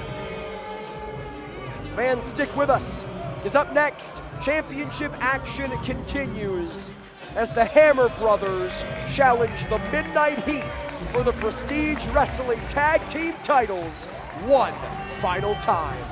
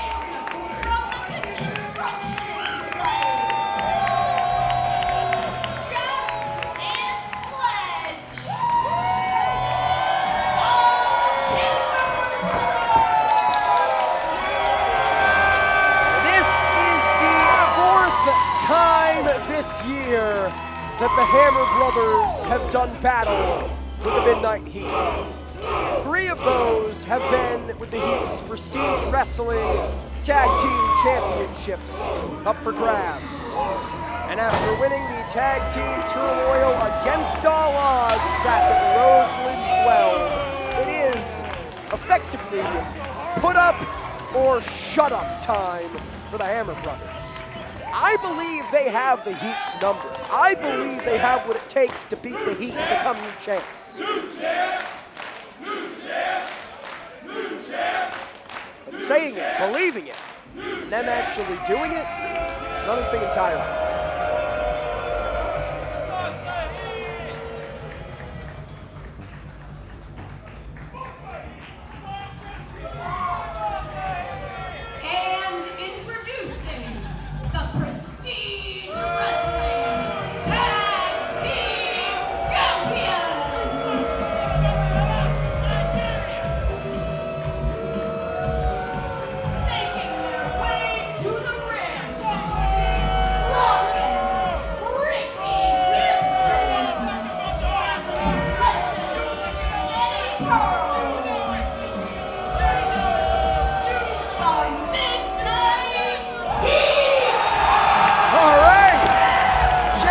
Says, I don't want to wait any longer. Let's get this show on the road. Before the entrance music finished playing, before the Midnight Heat entered the ring, as Dolly Durkin was finishing her ring introductions, Jack says, we've waited an entire year to finish this issue. We've waited 8 months to beat you for those tag team titles. And now we're gonna steamroll you to finally capture them. A reminder, fans, it was right here at Morrison Market, back at Shark, I think, that the Hammer Brothers technically, oh, this is just wonderful, technically defeated the Midnight Heat answering the open challenge. The Heat forcing themselves to be disqualified. Of course, not enough to capture the championships. But if the Midnight Heat felt so nervous against the Hammer Brothers on that night that they would have rather taken the low road, would have rather lost the match and lost the payout to keep the titles, to me that says everything. Jack and Sledgehammer have what it takes to win the gold, but if Ricky Gibson and Eddie Pearl get their hands on their signature looking for the wheelbarrow. Backing it up.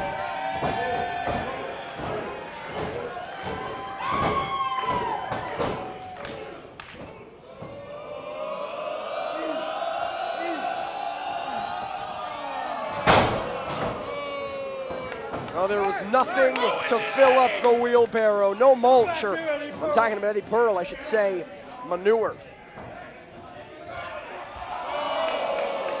And it was all a diversion. It was all a ruse. From Mr. Gross and Dr. Freak over here. Fuck the Heat! Fuck the Heat! Fuck the Heat! Fuck the Heat! I often say that great tag teams make a career out of cohesion, and tag team synergy. That's not the case for the Midnight Heat. They make a career out of rule bending and rule breaking. Yes, doing it together with seemingly one blended consciousness, but not to perform great offensive or defensive maneuvers, to cheat to the best of their ability. As has been the difference maker all year against the Hammer Brothers, they've used that solid steel chain. No doubt hoping to do the same tonight. Referee Bradley has got to stay eagle-eyed here. Jack Hammer now in the wrong part of town, though we've seen Jack beat the numbers game before. To win that tag team turmoil, he essentially had to defeat Ocean Cruz, Ocean Avery, and Jordan Cruz alone. Cover here from Eddie Pearl. Broken up by Jack Hammer, wisely forcing the break, grabbing the bottom rope, and now kicking out. Again, wisely trying to expend as little energy as possible. The Midnight Heat, so nervous. Not only did they get themselves disqualified at Shark Ethic, they attacked Sledge before the opening bell, trapping him in the freight elevator of the Roseland Theater. They know that the Hammer Brothers have their number, and still Jack beat the numbers game. Oh, give me a break. Talk about the numbers game. Eddie Pearl distracting referee Bradley. Ricky Gibson with a cheap shot on the outside to Jack Hammer. This is sick, man. And it is a full moon here in Portland. I can only hope for an eclipse. Small package, the same way they won the tag team turmoil, but only a 2. Cut off at the pass by Eddie Pearl. Jack Hammer deceptively quick, man. You see the Hammer Brothers, you hear the Hammer Brothers, you might think of them as big dumb jocks, brutes, as it were. It couldn't be anything further from the truth. They may not be academically inclined, they're street smart. Hell, they paved the damn streets. Ricky Gibson now with the chin lock. Again, fundamental professional wrestling, much like we saw earlier on with Fancy Ryan Clancy. Bringing things back to basics, a throwback tag team in every sense of the word. However, unlike Fancy Ryan Clancy, they enjoy drawing the ire of the Prestige faithful. Jack Hammer now trying to fight from under, trying to escape the grasp of Gibson. And he does. He looking to make his way over towards Sledgehammer. But the Midnight Heat had it scouted effortlessly. That's the thing, it is a blessing and a curse for both of these teams. They wrestled each other so much this year. Nice senton from Pearl, now legal in the cover. They've wrestled each other so much this year that yes, they know their opponents so well. They see their opponents' every move coming. But as much as that's a benefit, it's also a deterrent. They also know you so well. They also see your every move coming. We all see this coming, raking at the nostrils and the eyes, thunderclapping the face is Eddie Pearl. This is a very bold statement, especially given the nature of the profession, but you will not find a sicker, crazier person in wrestling than Precious Eddie Pearl.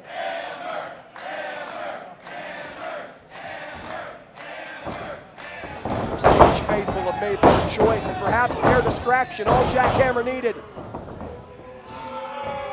Gibson now cutting off Jack Hammer, keeping him grounded here.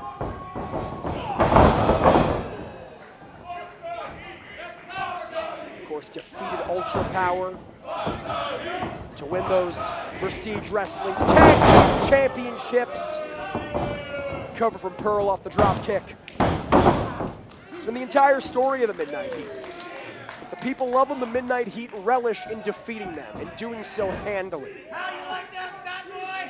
Mocking Sledgehammer, holding his brother in front of his face, saying, what can you do? If you intervene, you get the referee to turn his back. You leave an opening for us to perform an illegal double team move. You're powerless to do nothing but watch. Jack Hammer trying to mount a comeback, trying to release him out of vertical base and stuns Eddie Pearl. In comes Gibson. Jack now reaching for Sledge, and Gibson immediately on top of him. Say what you will about the Midnight Heat, and I've said a lot. They are students of the game. They have done their homework. Thank you, Eddie. I am. Thank you. Thank you, Eddie. As I was saying, the Midnight Heat students of the game, but didn't have that scouted. And that might have been the miscalculation that Jack Hammer needed. Got out of dodge, and now he's got to make the tag to his brother. Gibson tags Pearl, and Hammer tags Hammer. Big shoulder block. And another. Huge Polish hammers from Sledge. And fans, we've seen this before. From pillar to post. Squashing the Midnight Heat like the cockroaches they are. Uh-oh. I think Sledgehammer is looking to back that dump truck up.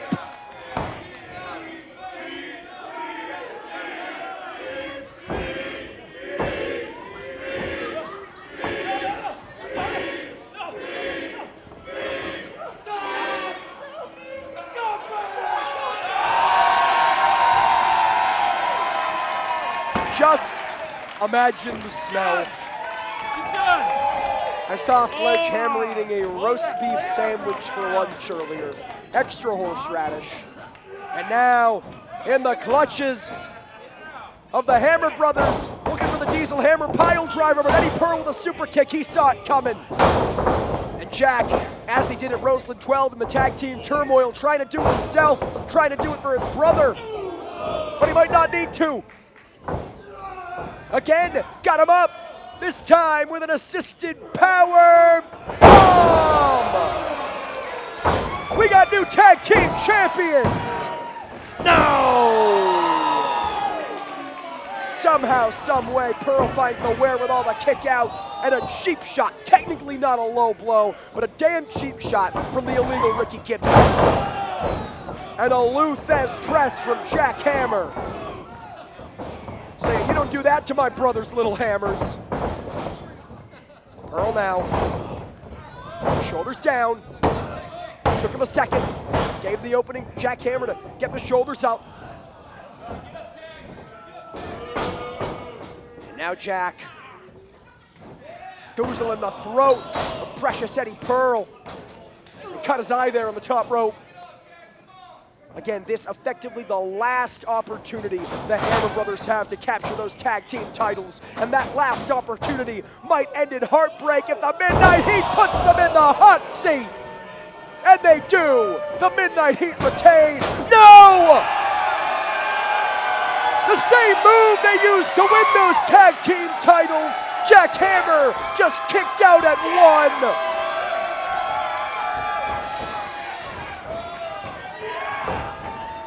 Jack Hammer, he wants those titles too bad.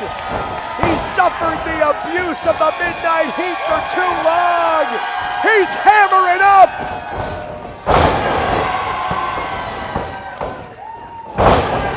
Body slam. And another. There's fundamental professional wrestling for ya. Jack Hammer thinking Jack Hammer.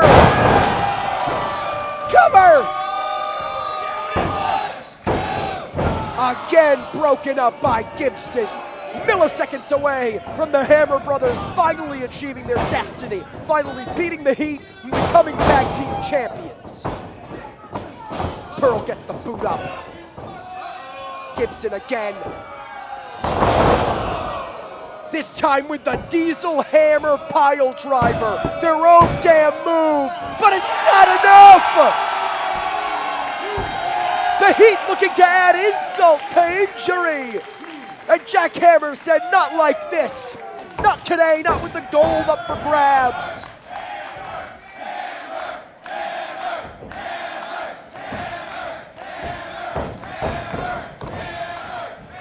Again going for that hot seat. Gibson with a springboard the first time around. Perhaps he'll have better luck from the top rope, or perhaps not. This time it's Sledgehammer with the intervention. And both men meet in the middle. Risking absolutely everything for a taste of those tag titles.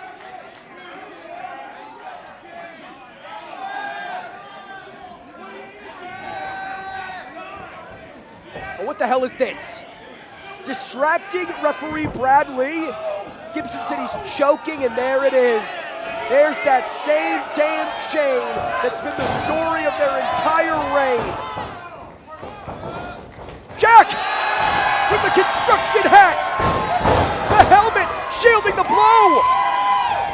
But Bradley only just now turning his back, and he thinks that Jack plucked Pearl with the hard hat. Give me a break. He was using it to defend himself against the chain.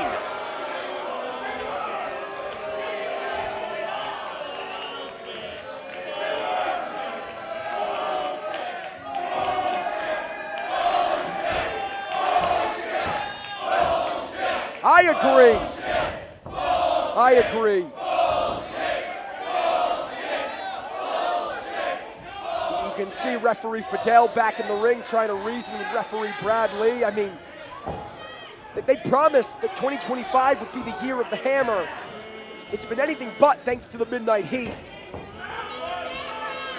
And perhaps now it's time for the Hammer brothers to reconsider their aspirations of the Prestige Wrestling Tag Team titles.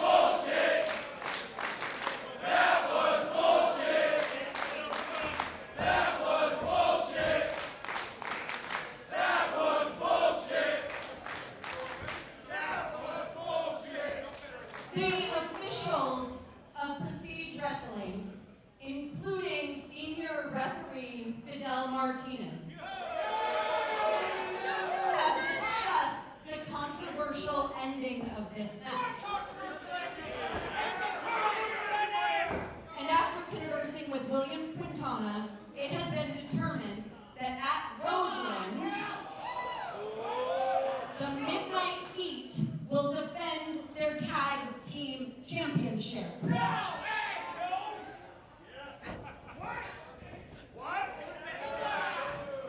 Against the Hammer Brothers.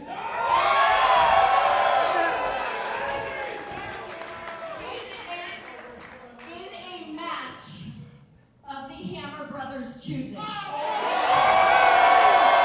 In the words of JoJo Siwa, karma's a bitch, Midnight Heat. You should have known better. A match of our choosing, huh? How about a match you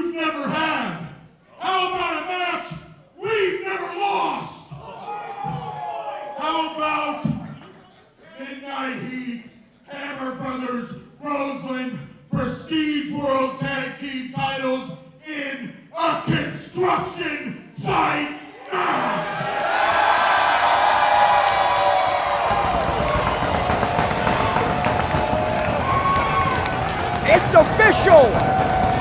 The final Roseland! Lucky number 13!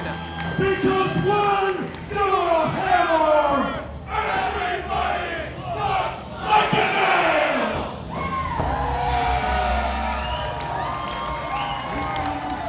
The Hammer Brothers welcome the Midnight Heat to the construction zone. I gotta say, fans, perched in the rafters like Statler and Waldorf, Ricky Gibson and Eddie Pearl are looking an awful lot like nails.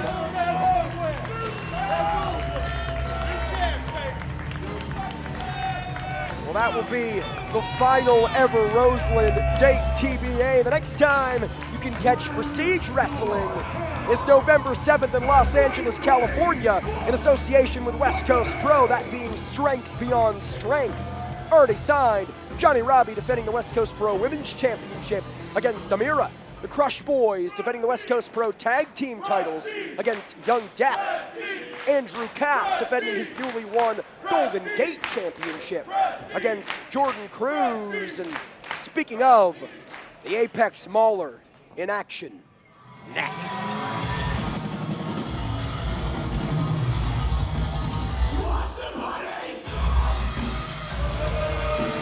following contest is a singles match scheduled for one fall. Introducing first, making his way to the ring from Lafayette, Louisiana, the Apex Mauler, Jordan Cruz. Since Combat Clash this past July, Jordan Cruz has been somewhat of a man without a country. He failed in helping his boss, Alan Angels, retain the Prestige Wrestling World Championship against his opponent tonight, this man.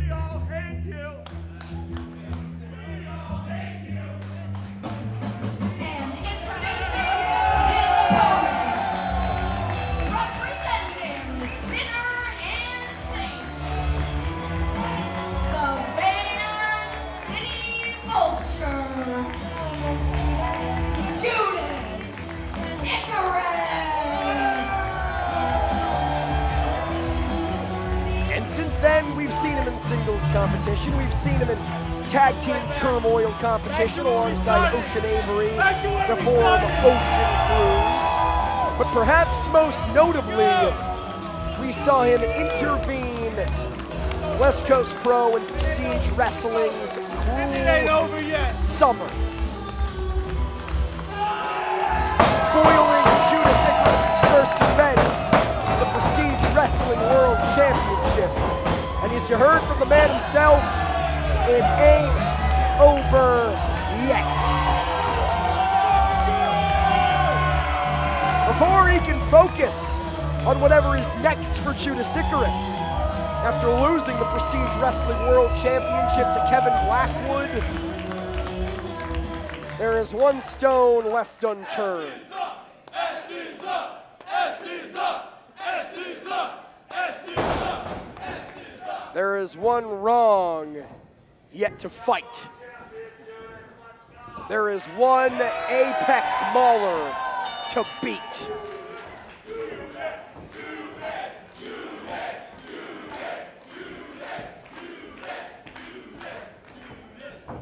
This is the first time we've seen Judas Icarus in prestige competition since Roseland 12.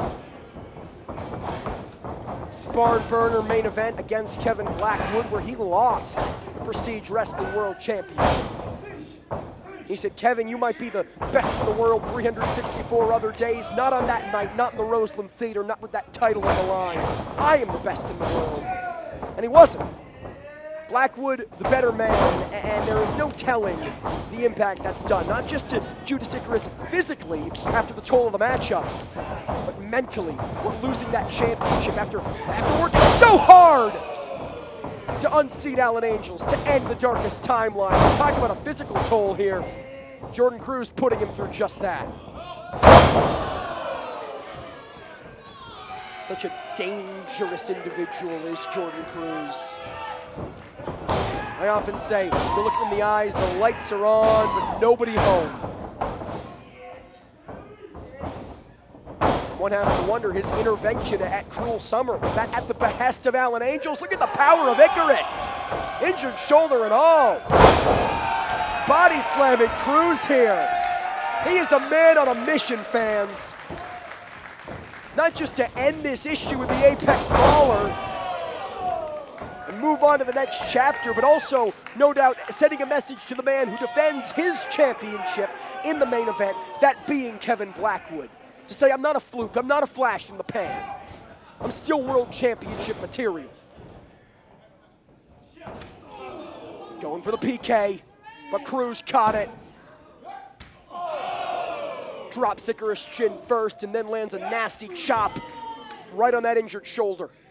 Again, we spoke to it earlier, that shoulder brace, that protective medical brace. Yes, silence the noise. It almost hurts you as much as it helps you. It is an open target saying, Jordan Cruz, chop here.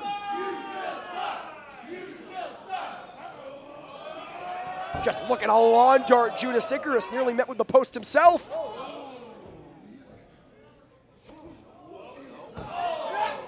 And this time he does. This is where that newfound animalistic nature of the self-professed Apex Mauler, Jordan Cruz, comes back to bite him against the arguably more cerebral Judas Icarus.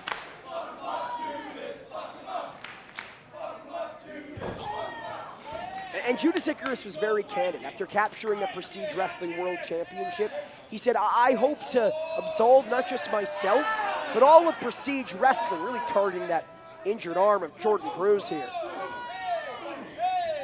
I ruined the escapism that is Prestige. I ruined the escapism that is professional wrestling by being a part of the noise. I want to right those wrongs. I was a part of keeping the darkest timeline alive. Well, now I want to give Prestige Wrestling a champion they can be proud of. And in my estimation, he did that and then some. Tonight, beating Jordan Cruz, this is ostensibly the last wrong to right. Cruz gets the boot up. Icarus gave him a little too much time. Nobody home. Again, they know each other so well. Facing off in tag team competition, conquer the world. Icarus, the first man to pin the champion in over a year, securing himself a title match and a kick out at 1. All of that and a kick out at 1 from the Apex Mauler.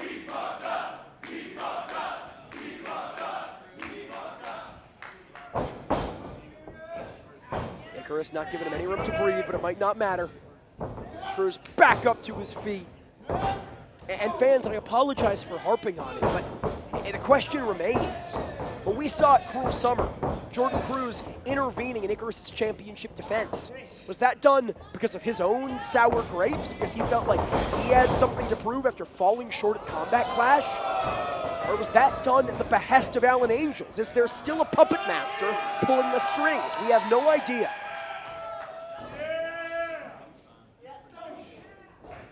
Icarus with a shot. Begging off Cruz, takes a second to readjust the shoulder brace, but it might have cost him here. Hung out to dry, a nasty spill to the outside.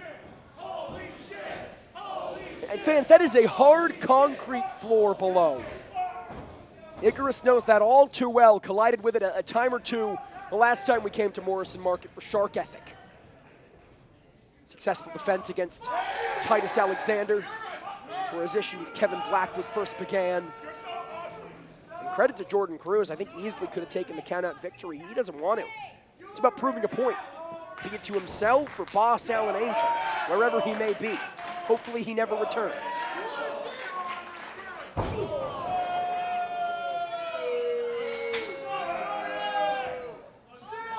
He's doing a damn fine job of proving it here. Dismantling Judas Icarus.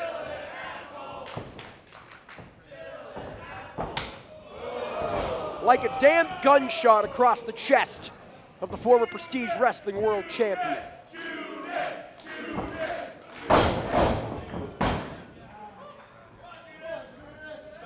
Again, challenging Andrew Cass. 5 days' time for the Golden Gate Championship, Strength Beyond Strength, Los Angeles, California. Jordan Cruz, no doubt, also looking to send a message to him. If you're Andrew Cass, you gotta be quaking in your boots watching this.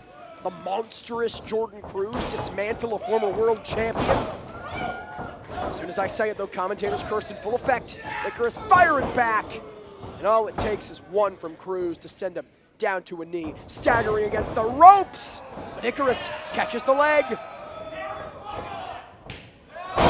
Finally takes Cruz off his feet. In the immortal words of Billy Joel, Icarus cannot afford to forget his second wind. Again, Cruz looks to send him to the outside. Icarus back in, this time met with the knee. Oh no. Jordan Cruz, with Icarus in his clutches, looking to prove that everybody gets superplexed. But Icarus saw it coming. He's beat the man in tag team competition before. Kept him at bay inside the steel cage in Combat Clash. He said, I am not getting superplexed today, Apex Smaller.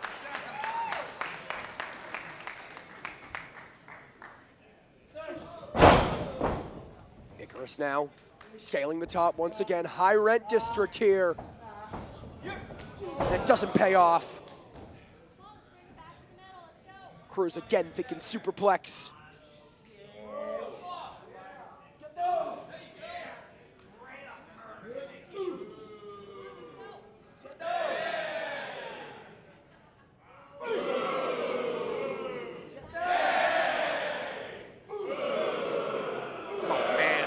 Damage Jordan Cruz is willing to do to his own head to inflict the same on Judas Icarus. And indeed, everybody gets superplexed. Confetti falling, it is anything but a party for Judas Icarus. But how much did it take out of Cruz in the process? Really favoring that left shoulder.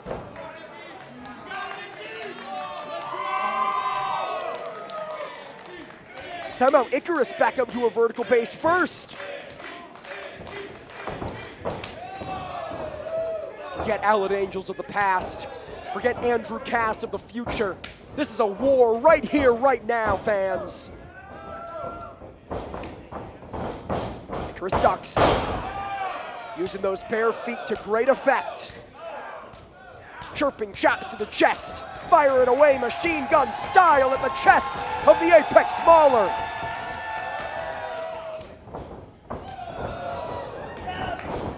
Dropping Cruz. And again.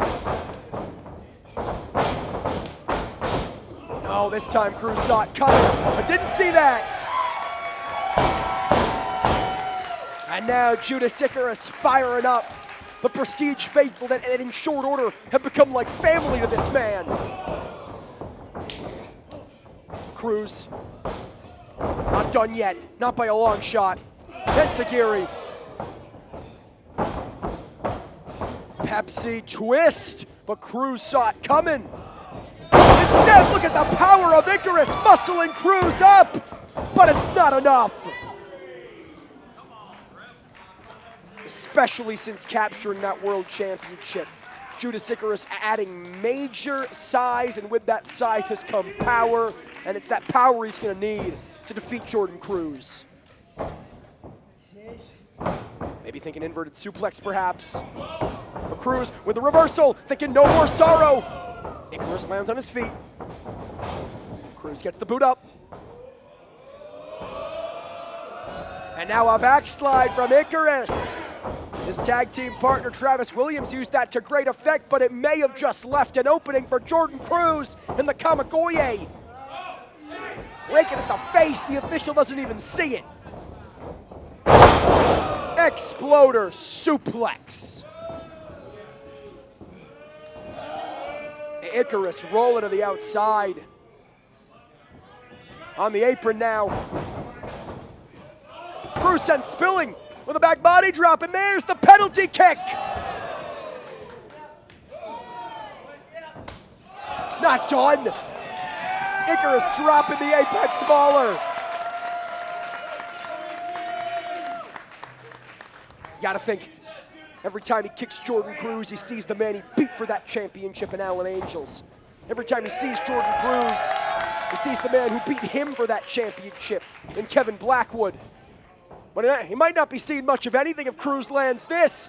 Everybody, once again, gets superplexed. No confetti necessary. Cover. And a kick out from Icarus.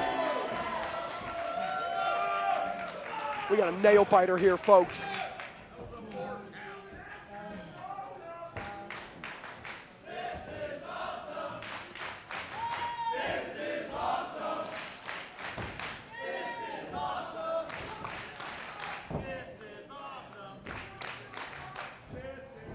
Cruz now the first back up to his feet. Icarus has fought like hell, but this might just be too much, especially if Cruz lands this. And Icarus evades. The wily Judas Icarus with a knee to the lower back. Elbows, pegging off Cruz. Off the ropes. Ducks under. Classic Sinner and Saint misdirection jackknife cover, but only a 2. Now taking Cruz to the ground. Cruz just throws him off. Icarus, a fully grown man, as we've said, seemingly only gets bigger and bigger with every outing. And Cruz throwing him like a child, going to the Kamagoye. But again, Icarus with the evasion. Tilt-a-whirl! Crossface! No, that's a bully choke. He's got the bully choke cinched in center of the ring. And Jordan Cruz, perhaps with no choice but to tap. Be it pride or an allegiance to Alan Angels, you know this would be devastating for Jordan Cruz. And Cruz back up to his feet, the monstrous apex baller with a spinning tombstone. It's gotta be it. No! Dropped on his damn head. The neck shattering. And still Icarus with the wherewithal to get the shoulder up.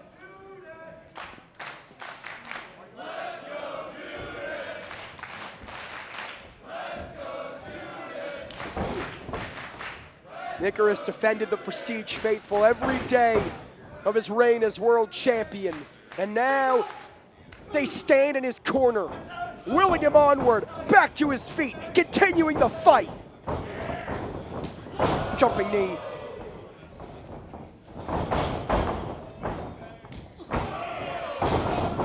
One punch right to the face, the same one that ended the noise, and now sending Cruz spilling to the outside. It's a bird, it's a plane, it's Judas Icarus.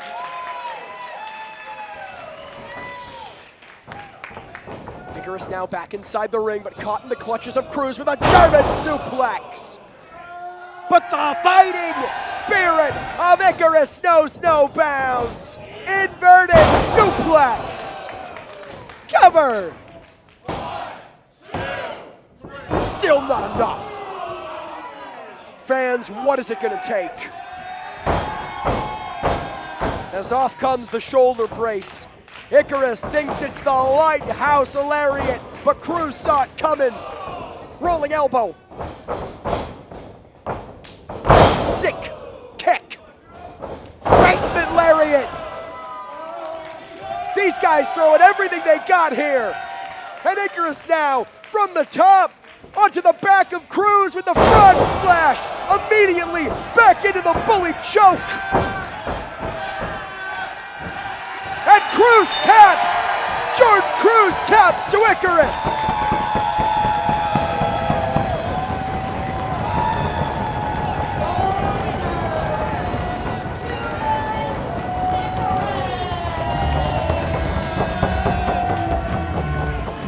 Just like that, the ghost of Alan Angel's past is laid to rest.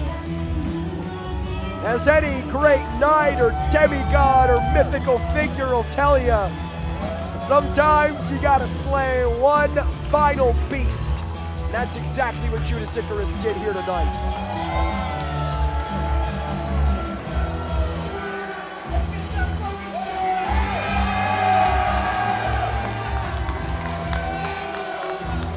Doesn't get any clearer than that.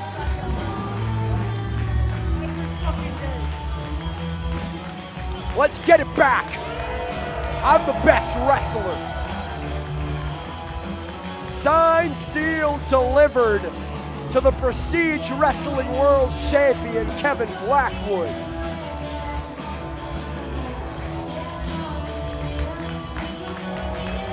Judas Icarus says it ain't over until it's over. Every single other one. And he wants to become a two-time Prestige Wrestling World Champion.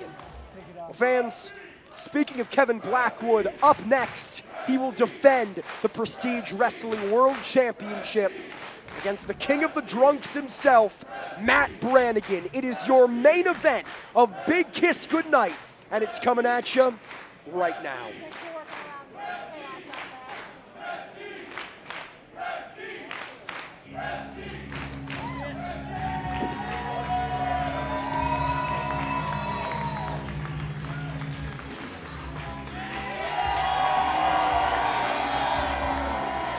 Unlikely? Maybe. Improbable? Perhaps. Crazy? You might say.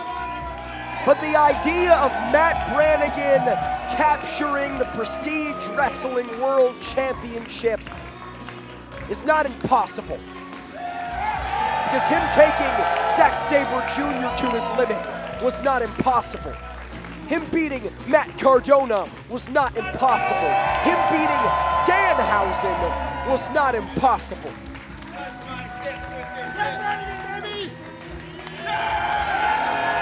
Crazier things have happened in the wacky world of professional wrestling, and as Matt Brannigan has proven over the course of the last year and change, since making his way to Prestige Wrestling, he is so much more than a silly Billy.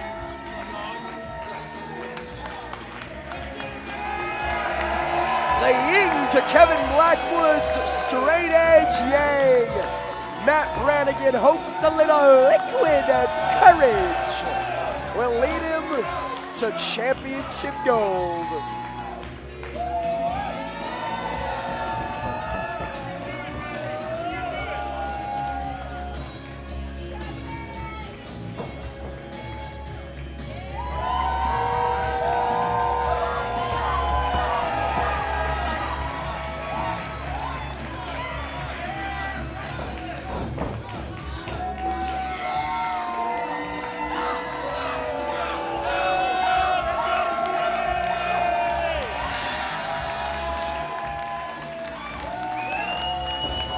Matt Brannigan's half in the bag, and he might need to be to withstand the brutality of the world champion.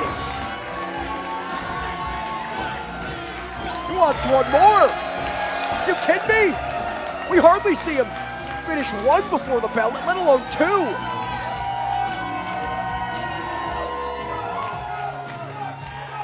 Blackwood made a big show. It wasn't just about winning the Prestige Wrestling World Championship at Roseland 12. It was about shutting up the Prestige faithful.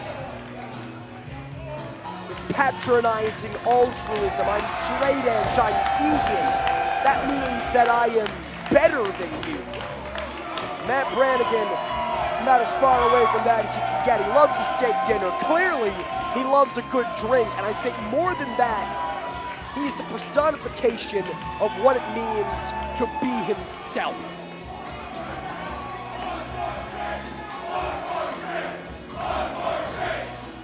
It brought him to Prestige Wrestling. It brought him to the top of Prestige Wrestling. Will it be enough to bring him the Prestige Wrestling World Championship? Perhaps the hat trick of Chugs will do the trick.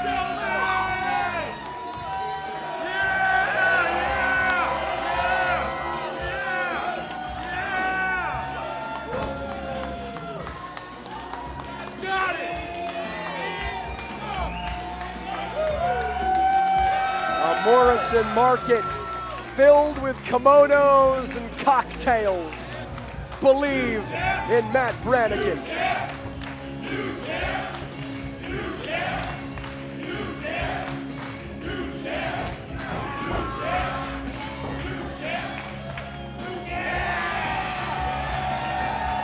Do you believe in miracles?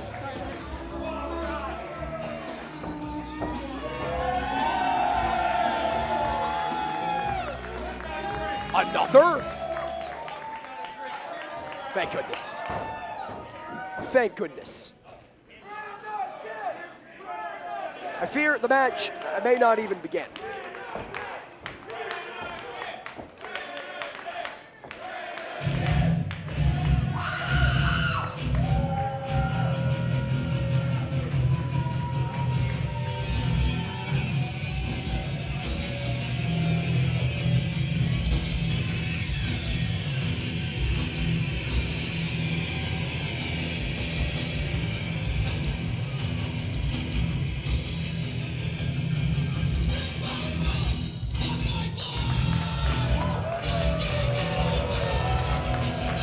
After capturing the Prestige Wrestling World Championship, Kevin Blackwood said this.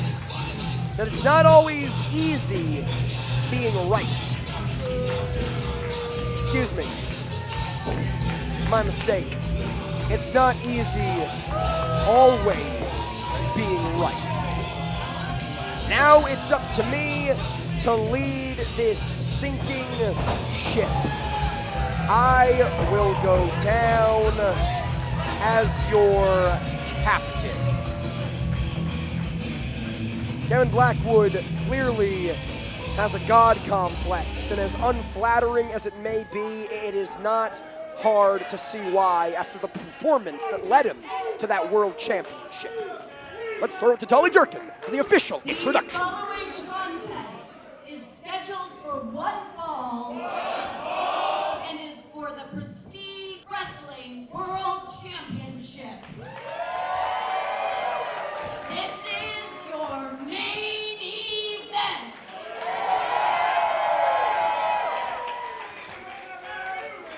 Introducing first, to my right, the challenger. He's not tipsy.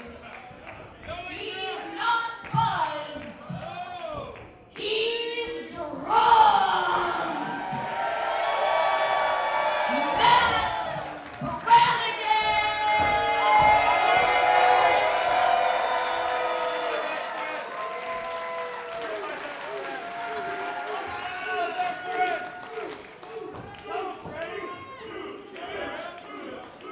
And introducing to my left,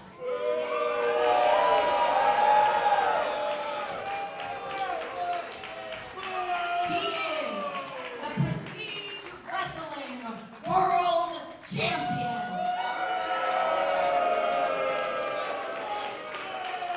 Representing the vegan straight edge, the new wave, Kevin Blackwood!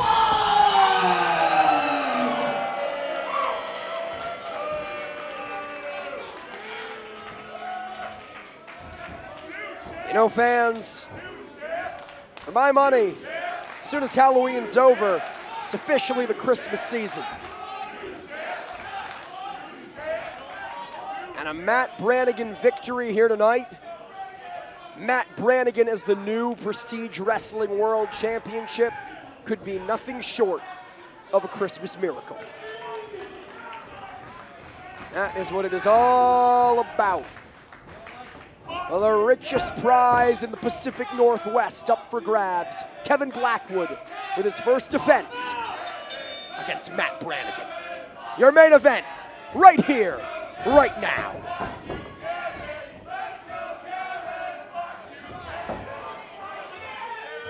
Blackwood looking for a test of strength here.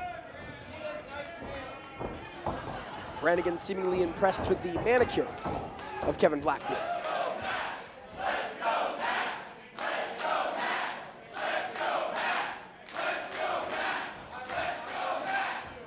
This is the ace in the hole of Matt Brannigan. Too often people think, hey, you don't take yourself too seriously. You don't take professional wrestling seriously enough. But it is all by design. Much like one freshly squeezed Orange Cassidy, a veteran of prestige wrestling in his own right. It is simply a tool to frustrate your opponents, to throw your opponents off their game, to get them to overlook you. We're all looking at that. Matt Brannigan with a gun show here. Oftentimes you see in big-time main event championship opportunities, competitors who aren't necessarily accustomed. Oh boy.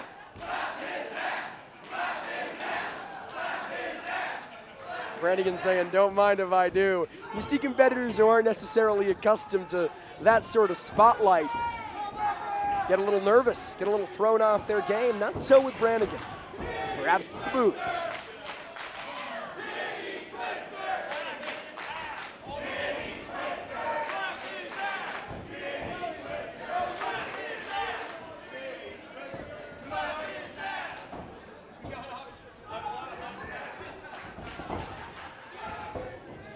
See Blackwood growing frustrated with the antics, the attitude of Matt Brannigan.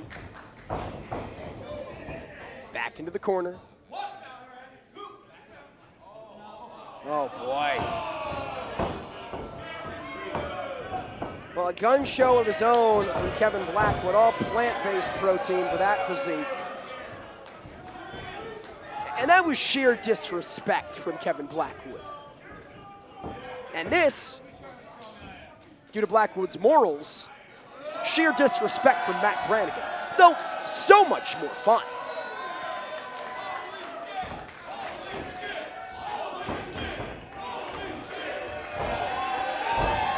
Listen, those are impressive as it stands, stone cold sober. 5, 6 drinks in, unreal. Talking about the frustration of Kevin Blackwood, the new wave of professional wrestling, with good reason to be frustrated. Less than 24 hours removed from losing the West Coast Pro Heavyweight Championship to Vinny Massaro just last night in San Francisco. Don't want to go 0 for 2. In 24 hours' time, the man could go from ruling the West Coast to bottom of the mountain. Playing right into Brannigan's hand here is Kevin Blackwood. Taking him off his feet. Nowhere funny to go, nothing silly to do from here. And again, the disrespect from Kevin Blackwood. Not just to Brannigan, but to the fans. Says for so long he was just the great match guy, and they didn't care about him. They were fickle. They cared about the hot indie prospect or the AEW television star. And he was sick of it. And as much as I and many others here in Prestige might disagree with it, it's that attitude that led him to the Prestige Wrestling World Championship. Make no mistakes, back at Roseland 12, he was the better man. There was no chicanery, there was no rule breaking, there was no interference. And there's a slap ass. Good game, says Matt Brannigan. And Blackwood beside himself, fans.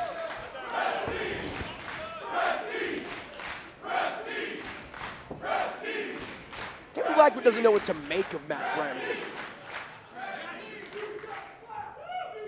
He's wrestled everyone there is to at an independent level. Competed in the Land of the Rising Sun with Marvelous and Pro Wrestling Noah. And yet he's never seen anyone quite like Matt Brannigan because there's no one quite like Matt Brannigan. He is an enigma, one of one, in and of himself. Perhaps now, some traditional wrestling, a test of strength here. And this is Kevin Blackwood's wheelhouse. I question this strategy from Matt Brannigan, wrestling a quote-unquote Kevin Blackwood match, and the antics were serving him so well. Though, at a certain point, if you hope to beat Kevin Blackwood and not just keep the match going, it's what you're going to have to do. And we know Brannigan is just as capable of anyone as anyone.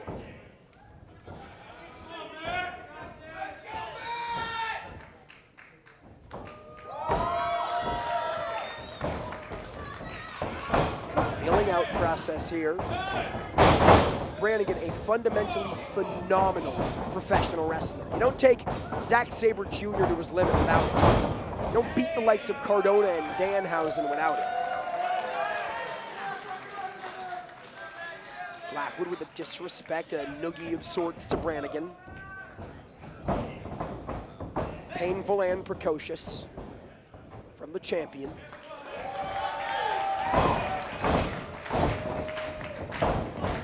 Brannigan now willed onwards by the people.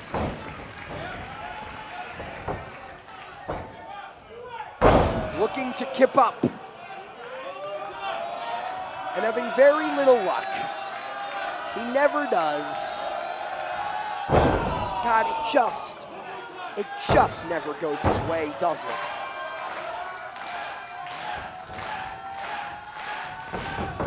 This time, suckering Blackwood in. No asking for help this time around. Matt Brannigan like a Las Vegas dealer with all the aces he has up his sleeve here.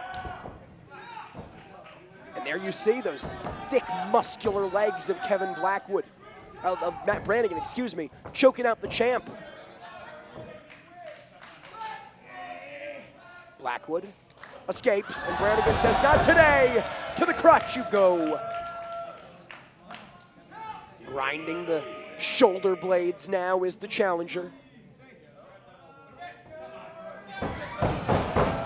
And that was not a tap from Kevin Blackwood. I want to make it clear, referee Fidel, best seat in the house. Blackwood now with the shoulders down, kips up into a beautiful bridge of his own, and impressive though it may have been, how much energy does a maneuver like that take out of Blackwood? We know he has a long gas tank, but hell, Brannigan has a long set. Got much more than a tight 5 in his arsenal. The punchlines are tiring Kevin Blackwood out, both mentally and physically here. He's already resorted to dirty tricks, a handful of hair. And still Brannigan takes him off his feet with a shoulder block. With every passing moment, the ridiculous, Now who's having a hard time kipping up?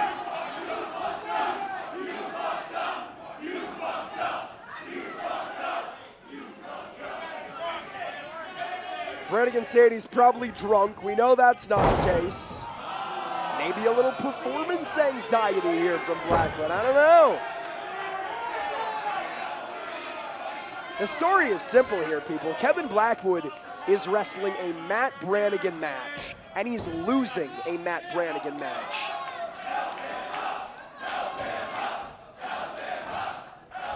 A new twist on an old classic.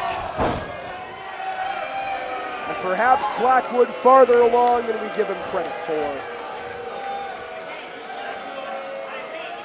Maybe, just maybe, Kevin Blackwood playing checkers. Matt Brannigan plays chess, but there's a kip up. Going for the arm drag. Jockeying for position here. There it is, a hip toss, excuse me. Looking to slap some ass once again. Who's been a naughty boy? No, winding up, but gave Blackwood the opening to lock in that headlock. Leapfrog. Down goes the champion. Headlock once again. Leapfrog. Caught in the clutches of Brannigan saying, not today! And a slap ass to Blackwood. Well, Brannigan spankage.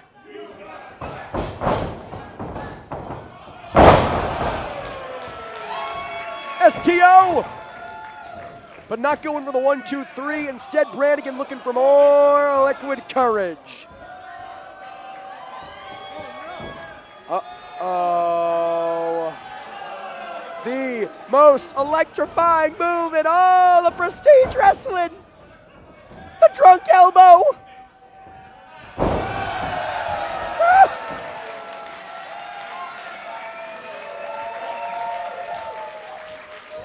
Well, the millions and millions here at Morrison Market, they believed, but only a 2.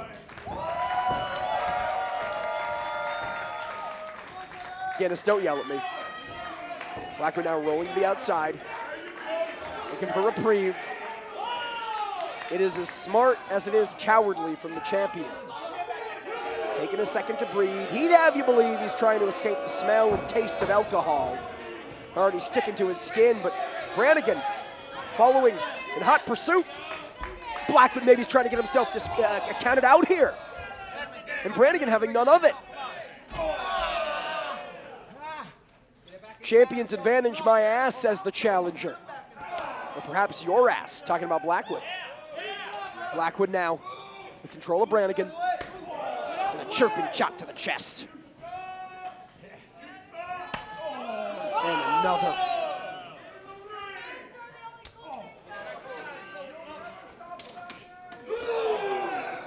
Now, I've seen Kevin Blackwood have a lot of main events here in Prestige Wrestling against the likes of Pente, El Zero Miedo, and Masato Tanaka. He welcomed Roderick Strong back to independent wrestling in a Prestige ring. I'm not sure if I've ever seen him with his back against the wall, excuse me, the way it is here against Matt Brannigan. And where the hell are they going?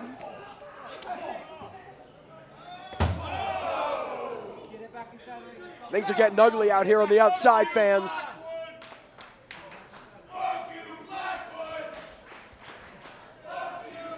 Just the way Blackwood likes it. And now Poetic, right by the bar. Matt Brannigan's favorite place, his old stomping grounds. Bar that Kevin Blackwood no doubt wanted to ban from serving alcohol, much like we heard at the Roseland Theater. It's the weirdest bar fight I've ever seen, and Brannigan, he's fully loaded. Straight from the bottle. This tab's gonna be crazy. Big dive wiping out the champion. And it seems, as ridiculous as it might sound, the drunker Brannigan gets, the better and more effective this onslaught is.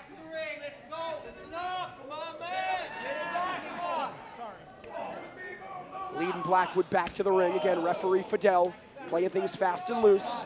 He knows what's at stake here.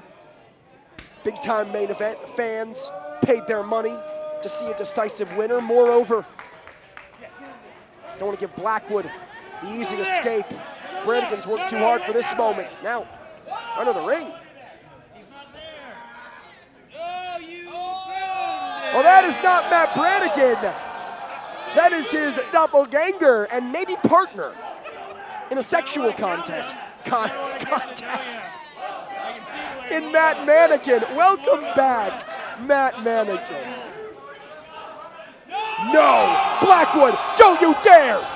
Don't you dare, Kevin! The Mannequin, no! He's killed him! Kevin Blackwood has stabbed Matt Mannequin in the heart.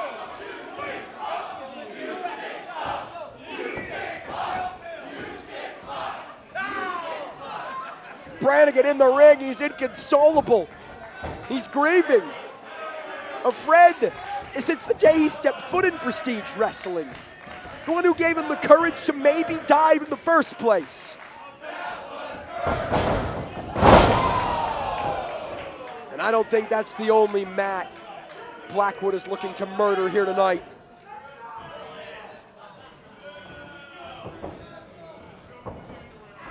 Choking Brannigan with a dead man's trunks. This is the same guy in Kevin Blackwood who said he wanted to watch the Roseland Theater burn down and see the Prestige faithful smoke each other's ashes. He's a deeply disturbed individual.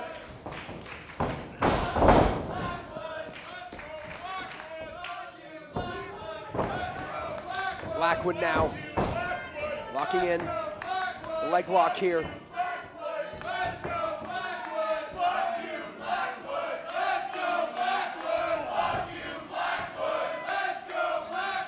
Matt Brannigan has made this a psychological matchup with his antics. Kevin Blackwood says, you want to wrestle a psychological matchup? I'll give you a psychological matchup here.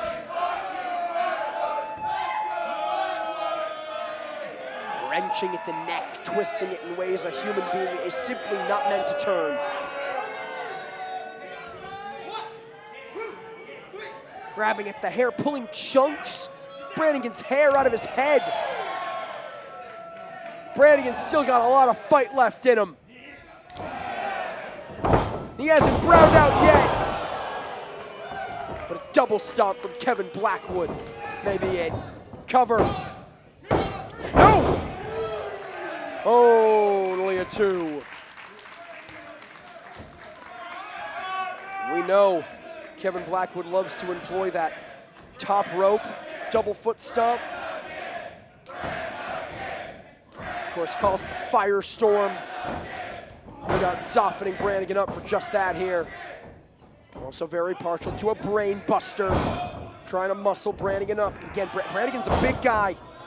There's a lot of meat on those bones. And Brannigan with the reversal.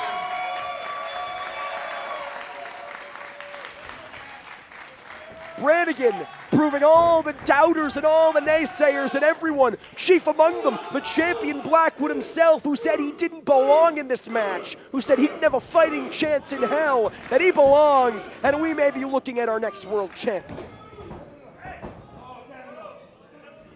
Oh no, Blackwood with Brannigan's own drink, pouring it out. There is no need for this. If you don't want to drink, that's fine. That's your prerogative. But don't push this on everyone else. And Kevin Blackwood, your actions have consequences. Blackwood off the ropes. Caught in the clutches of Brannigan. Death Valley Driver. Brannigan unable to capitalize. But the disrespect to the alcohol may have been what he needed to wake him up. Usually it's alcohol putting you to sleep. Not here, not tonight, not from Matt Brannigan.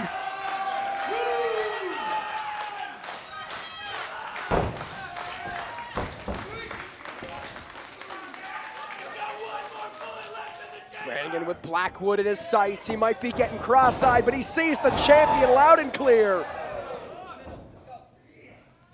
Now perched on the top rope. Iconoclasm! Brannigan for the win! No, only a 2. You know, Blackwood said he wanted to give the championship more significance than Alex Shelley, Alan Angels, and Judas Icarus could have ever dreamed of. You know it'll stick in his crow if he loses it tonight in his first defense, especially against a silly Billy, the likes of Matt Brannigan.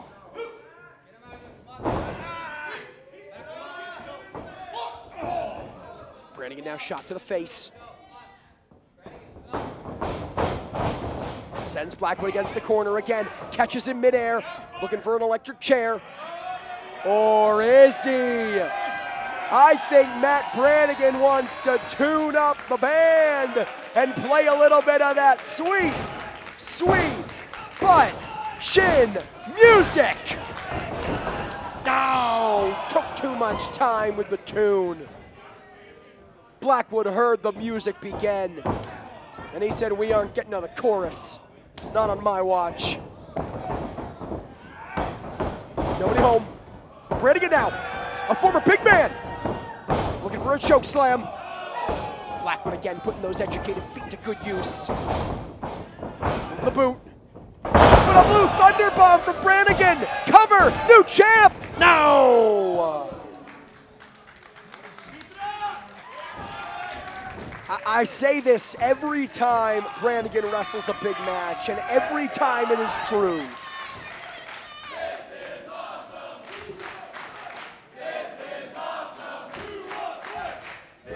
We have never seen this type of heart from Matt Brannigan as he looks to scale the top rope.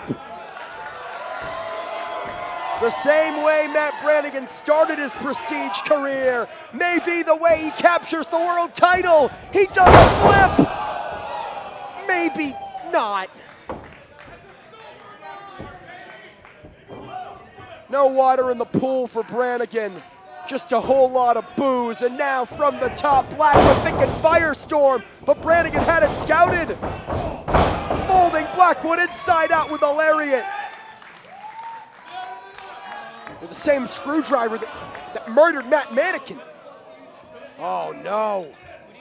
He's unscrewing the turnbuckle. What the hell is this guy doing?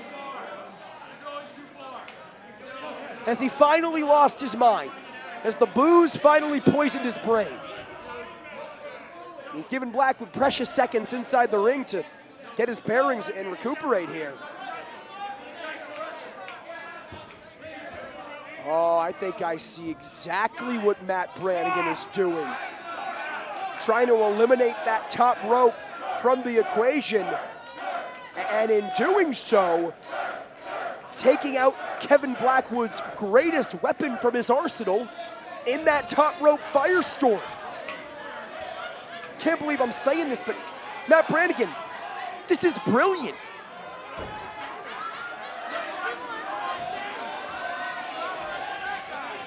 He's taking a lot of time in doing so, fans. And finally, the turnbuckle set loose.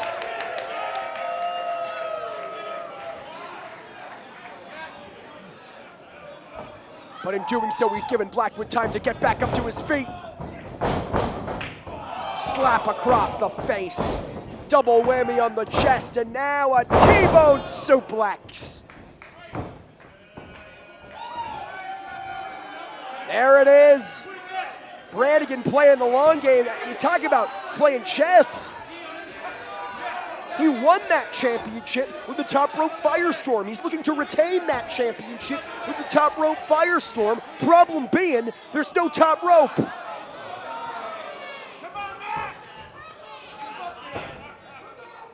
That is the killing blow for Kevin Black. He's trying to put the damn turnbuckle back on. We saw how long it took in the first place to remove. And Brannigan instead saying, top rope be damned, I am once again looking for butt, chin, music. The ultimate slap ass. And with butt chin music raining loud is the fat lady about to sing. Got him up for the powerbomb, but Blackwood escapes. Small package. Oh, only a 2. Brannigan with a roll up. So close. And a titty twister attempted. The purple nurple attempted, but Blackwood saw it coming. And instead a German suplex. Brannigan lands right on his neck. Big boot in the corner. Haluva kick from Blackwood. And now, saying top rope be damned. I'm heading to the second. Firestorm. No top rope necessary. Or maybe, just maybe, champ, it was.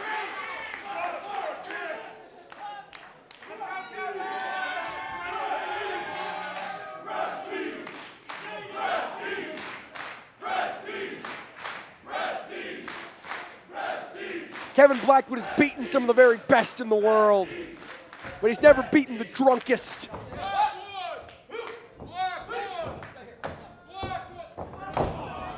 And you can see the proverbial gears turning in the head of Kevin Blackwood. What do I have left? What do I have left in the chamber to hit Matt Brannigan with? At this point, going for broke. Mocking Matt Brannigan, saying one more drink instead. The only thing he's eaten are these kicks to the chest. And he's drinking in something, all right. Drinking in the love of the Prestige faithful. Powerbomb. Deadlifts him up for another sit-out variant. Maybe he is a big man after all. Choke slam. Matt Brannigan is your Prestige Wrestling World. No! So close. Can put a piece of paper between referee Fidel's hand and the canvas, but still Brannigan stays in this thing.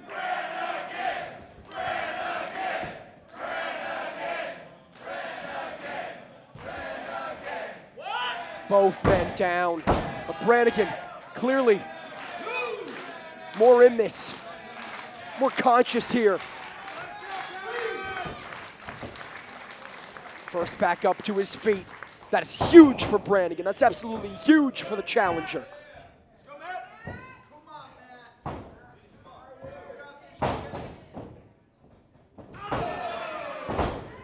How about this?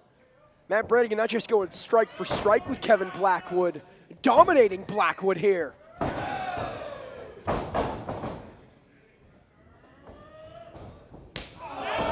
Blackwood with a nasty chop, returning in kind. He's not giving away that Prestige Wrestling World Championship that easily.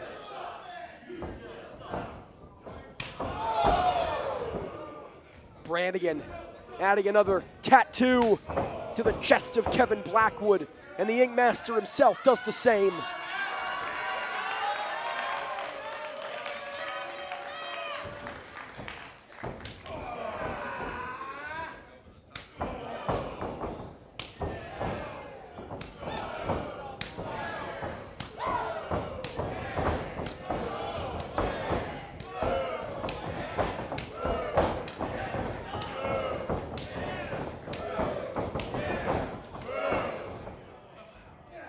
Vegan straight edge and the Silly Billy drunk going tit for tat here. And speaking of tits, Brannigan again thinking titty twister.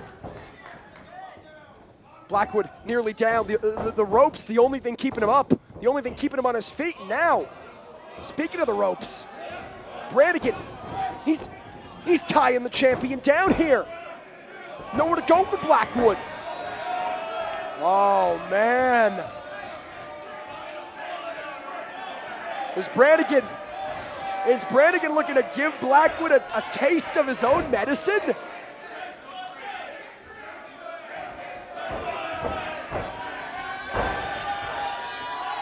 Altruism be damned. Drink up, bud. And Brannigan thinks better of it. Unlike Kevin Blackwood, he's a man with morals, and they may have cost him. Blackwood sweeps the feet, running knee. And again, heading to the second rope. Firestorm.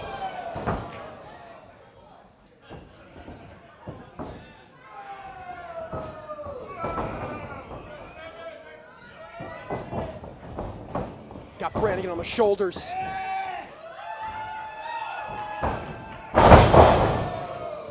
Burning hammer. That's it.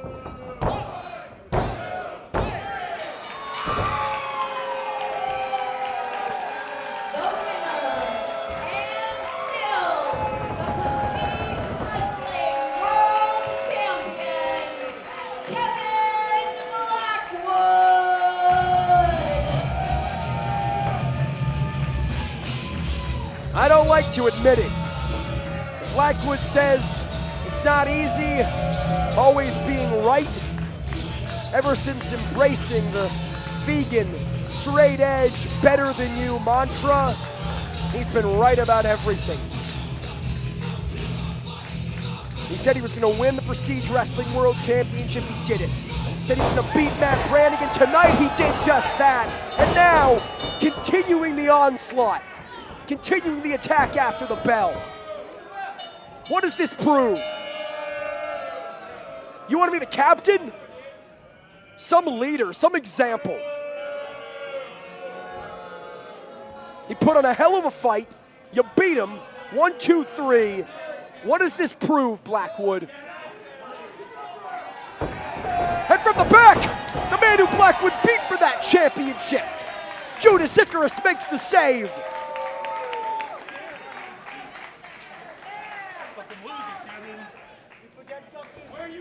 We heard Icarus earlier. He wants to get his belt back. He wants to prove once and for all, beyond a shadow of a doubt, that he is the best in the world. Who's the one running like It's just me! It's just me! Hey, Kevin. Give me one more, Kevin! Never got his rematch.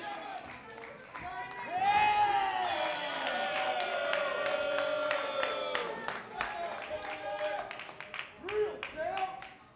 Real champ! Real champ! Real champ! Real champ! Real champ! Well, fans, by my count, there is still one more event yet to come here in Portland, Oregon. Early next year, the final Roseland. And one has to think that Judas Icarus has his sights set on that date soon to be announced. He has his sights set on Kevin Blackwood, and he has his sights set on once again becoming Prestige Wrestling World Champion. My name is Jordan Castle. This has been Big Kiss Goodnight. We thank you so much for joining us, and we'll see you this Friday, November 7th in Los Angeles, California for Strength Beyond Strength.